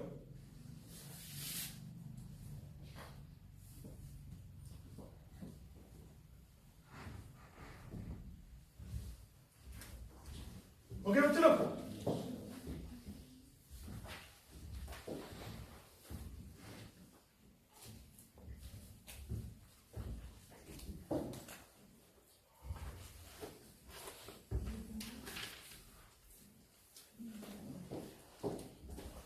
पढ़ लेना। However, in nature, many type of dissipating forces. Dissipating forces होता है जो मोशन को अपोज करते हैं, जैसे फोर्स ऑफ फ्रिक्शन हो गया या फिर एयर में रेजिस्टेंस हो गया, somewhat like this. However, in nature, many types of dissipating forces are operating. Therefore, as the oscillator oscillates, a part of the energy is used up in overcoming these dissipating forces.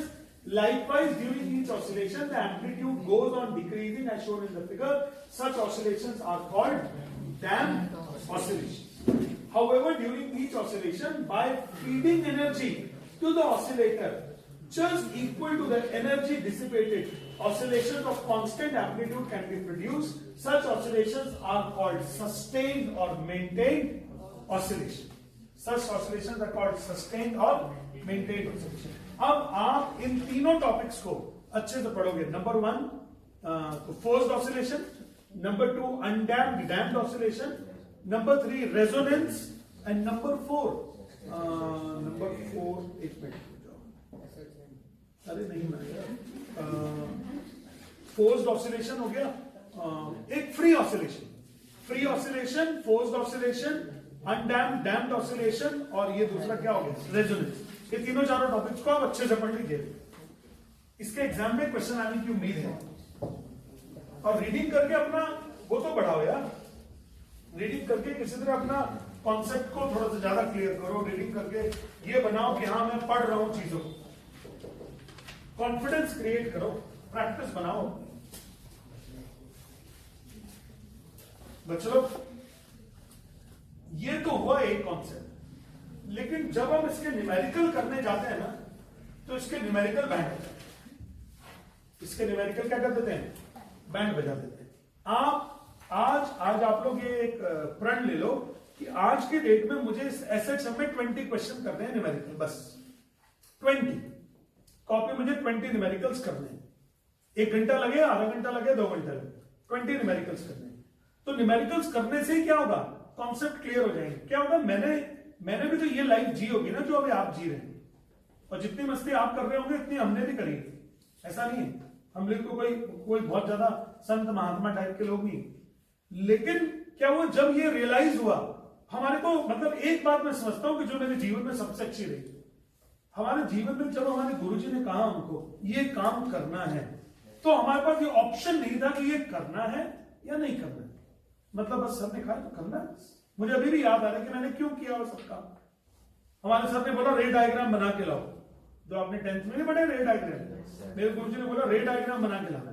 ठीक है sir, रे diagram बना के लिया, तो 5-10 pages लगाए रे diagram बना के और बढ़िया ले गए क्लासेस कोचिंग में। तो गुरुजी ने बोला वेरी गुड। और कुछ लोग बोलने लगे सर हम पे बन ही नहीं रहे, सर हम पे बन ही नहीं रहे।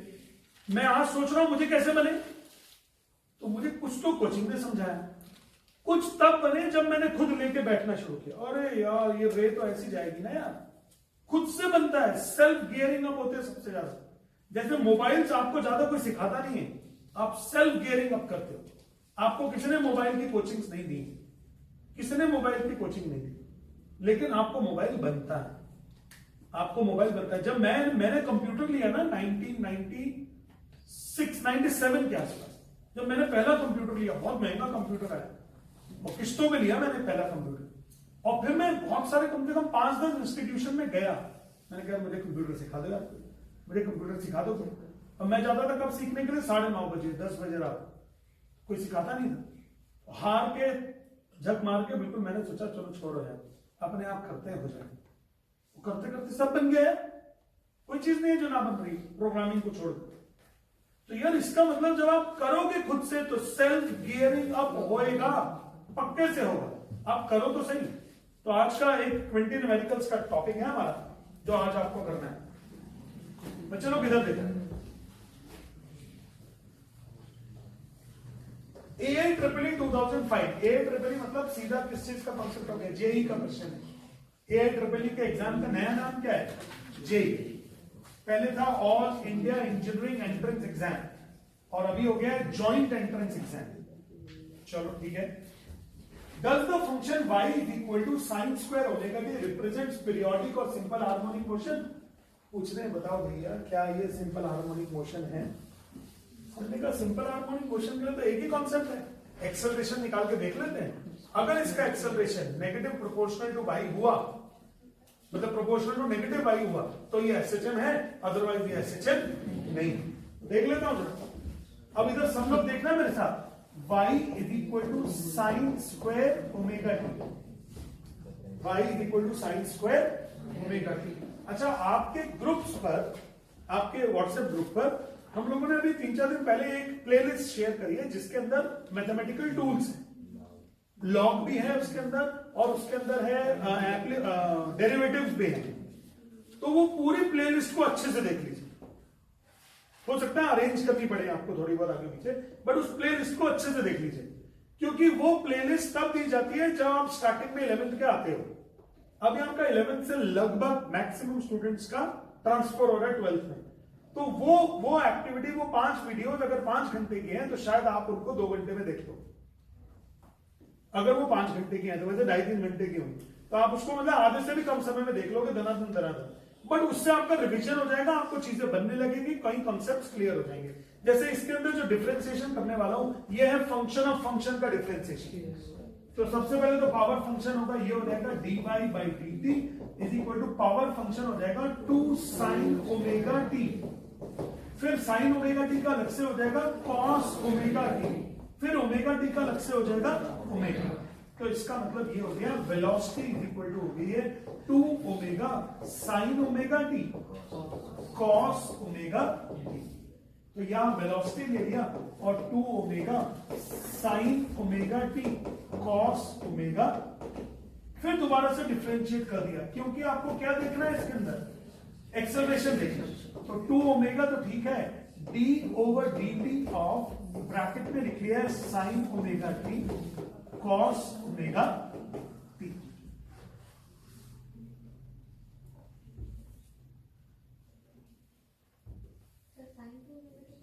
वही मैं सोच रहा हूं कि इसको sin ओमेगा टी लिखता हूं, ओमेगा रख लेना था 2 sin theta cos theta, bio वाले के लिए formula 2 sin theta cos theta का फॉर्मूला होता है sin 2 थीटा। जब मैंने प्रोजेक्टाइल कराया था तब भी ये फॉर्मूला बताया। तो चलो ये हो गया sin और 2 थीटा 2 ओमेगा। अब जब डिफरेंशिएशन करूंगा तो इजी हो जाएगा डिफरेंशिएशन।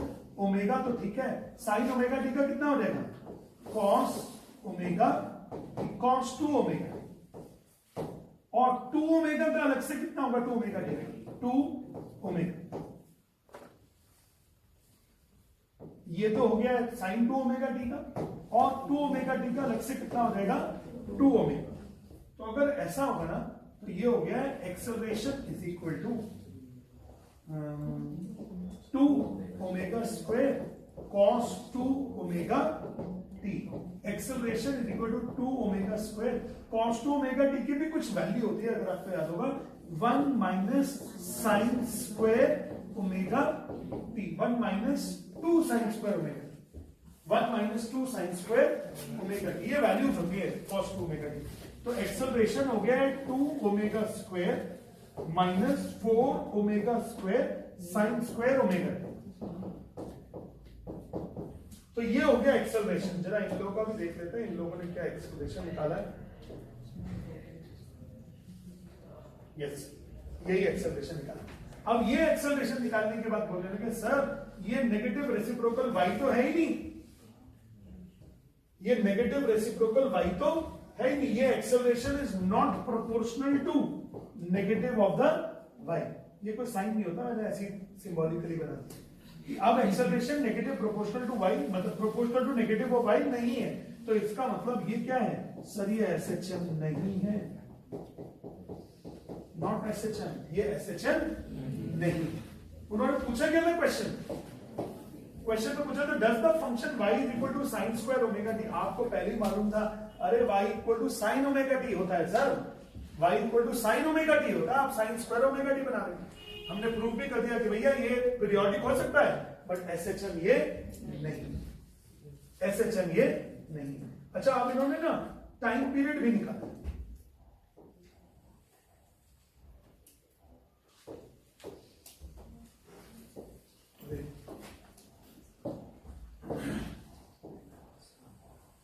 क्वेश्चन में पूछा है ना टाइम पीरियड भी बताइए। ये अब अगर आपको याद होगा ओमेगा इज इक्वल टू होता है 2 पाई बाई टी, होता है कि नहीं? तो टी का वैल्यू कितना हो गया 2 pi by omega, T is equal to कितना हो गया 2 पाई बाई ओमेगा। और ओमेगा के लिए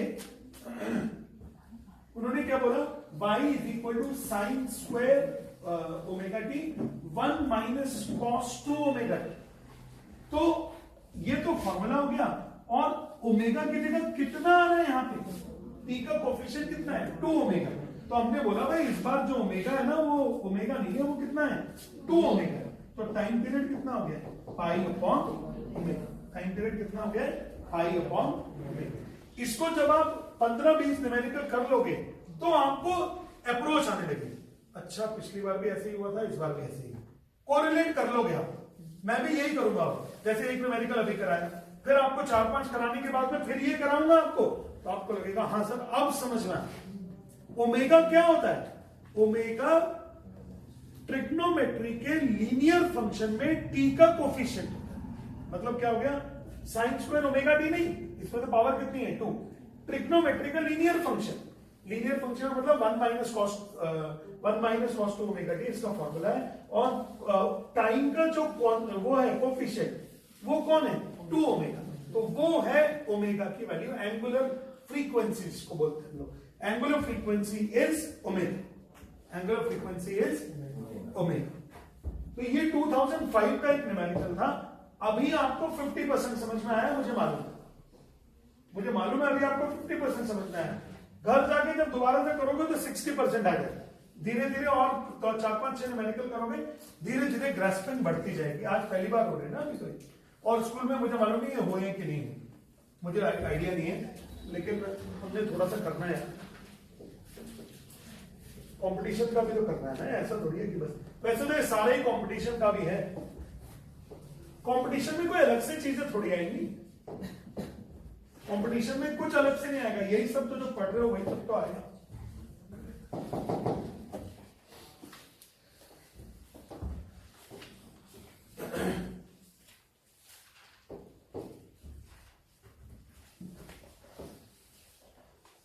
देखो ये बोल रहा है पार्टिकल इन एसएचएम, क्या इन्होंने पूछा है कि बताया है, बता दिया। अब पार्टिकल इन एसएचएम में तो जैसे हमने एसएचएम पढ़ा ना, तो हम लोग ये सोचते हैं यार वो जो 5 चीजें हमने करी ना पेंडुलम और वो, तो उनमें से कोई एक होगा या कोई डिफरेंट भी होगा। आप तो ये बता दो डिस्प्लेसमेंट की इक्वेशन क्या है, आप तो ये बता दो डिस्प्लेसमेंट की इक्वेशन क्या है। कल जब आया था क्लासरूम में सबसे पहले लिखा था y equal to a sin omega t। तो आज मैं पूछ रहा हूं मैं डिस्प्लेसमेंट की इक्वेशन बता दो। तो उन्होंने बोला डिस्प्लेसमेंट की इक्वेशन y की जगह उन्होंने बोल दिया xt।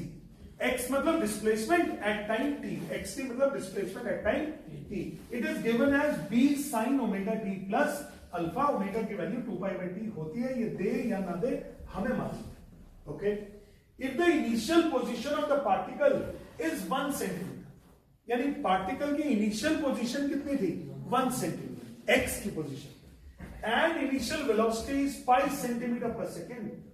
What are the amplitude and initial phase angle? आपको एक तो b का वैल्यू चाहिए और अल्फा चाहिए। आपको b चाहिए कितना है, एम्पलीट्यूड तो b होता है और इनिशियल फेज एंगल होता है अल्फा। इनिशियल फेज एंगल फिलहाल आपको ये समझना है कि साइन ओमेगा टी के साथ में जो लिखते हैं इसको बोलते हैं इनिशियल फेज एंगल। और अभी मैं आगे आने वाले टॉपिक्स में बता दूंगा इनिशियल फेज एंगल क्या होता है। 50-60% हो जाएगा, पूरा तो नहीं होगा लेकिन 50-60% होगा। प्रैक्टिस से ये चीजें स्ट्रेंथन होगी।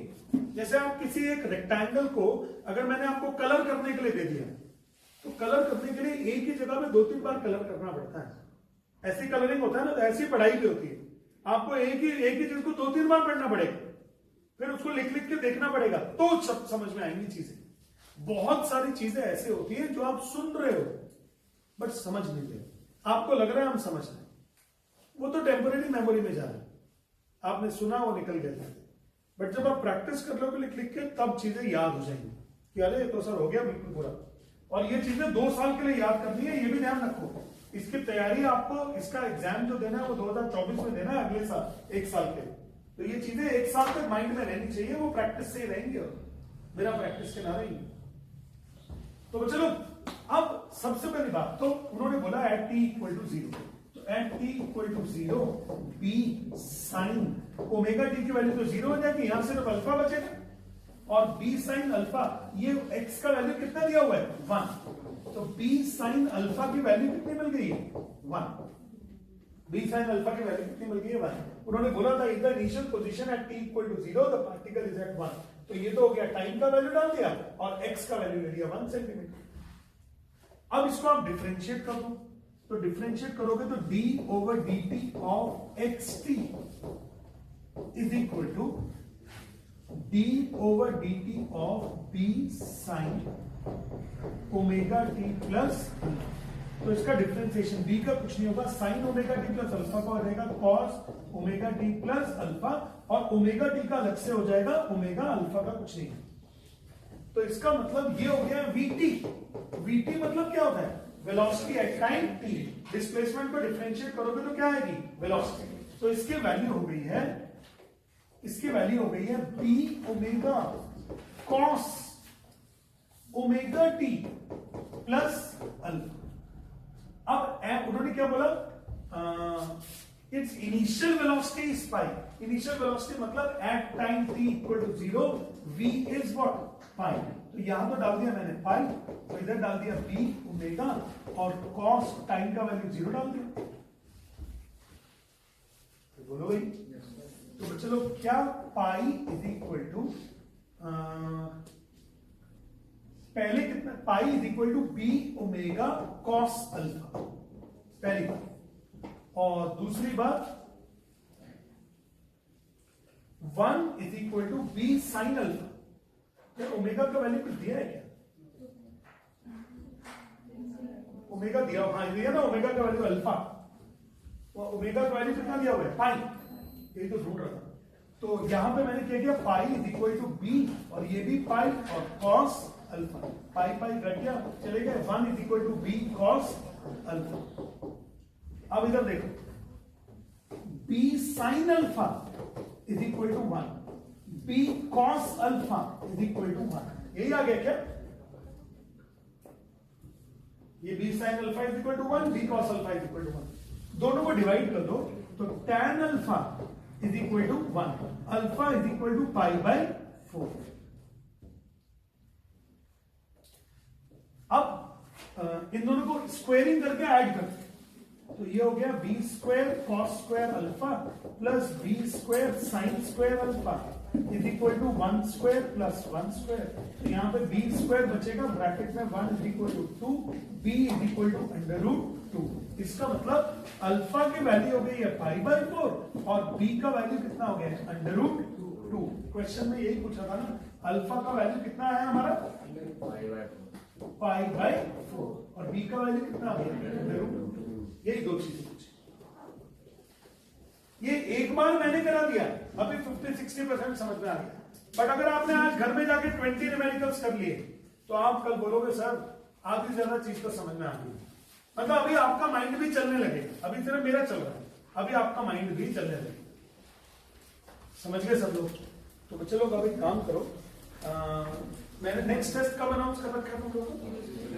ट्यूसडे ना, तो ट्यूसडे में केटीजी और एसएचएम दोनों का आएगा। तो सिर्फ एसएचएम कर लो ना, केटीजी को छोड़ दो। अभी क्या कर लो, सिर्फ एसएचएम, सिर्फ एसएचएम कर लो। अभी सिर्फ क्या कर लो, एसएचएम। 2 दिन है ना, आज और कल, बढ़िया है। और बिल्कुल सब चीजें संन्यास लेके काम करिए बिल्कुल, जिसका मतलब कि सिर्फ पढ़ाई पढ़ाई और पढ़ाई। अपने अंदर कॉन्फिडेंस जगाना है, मैं किसी और को जवाब नहीं देना। तो चलो आज की कक्षा समाप्त।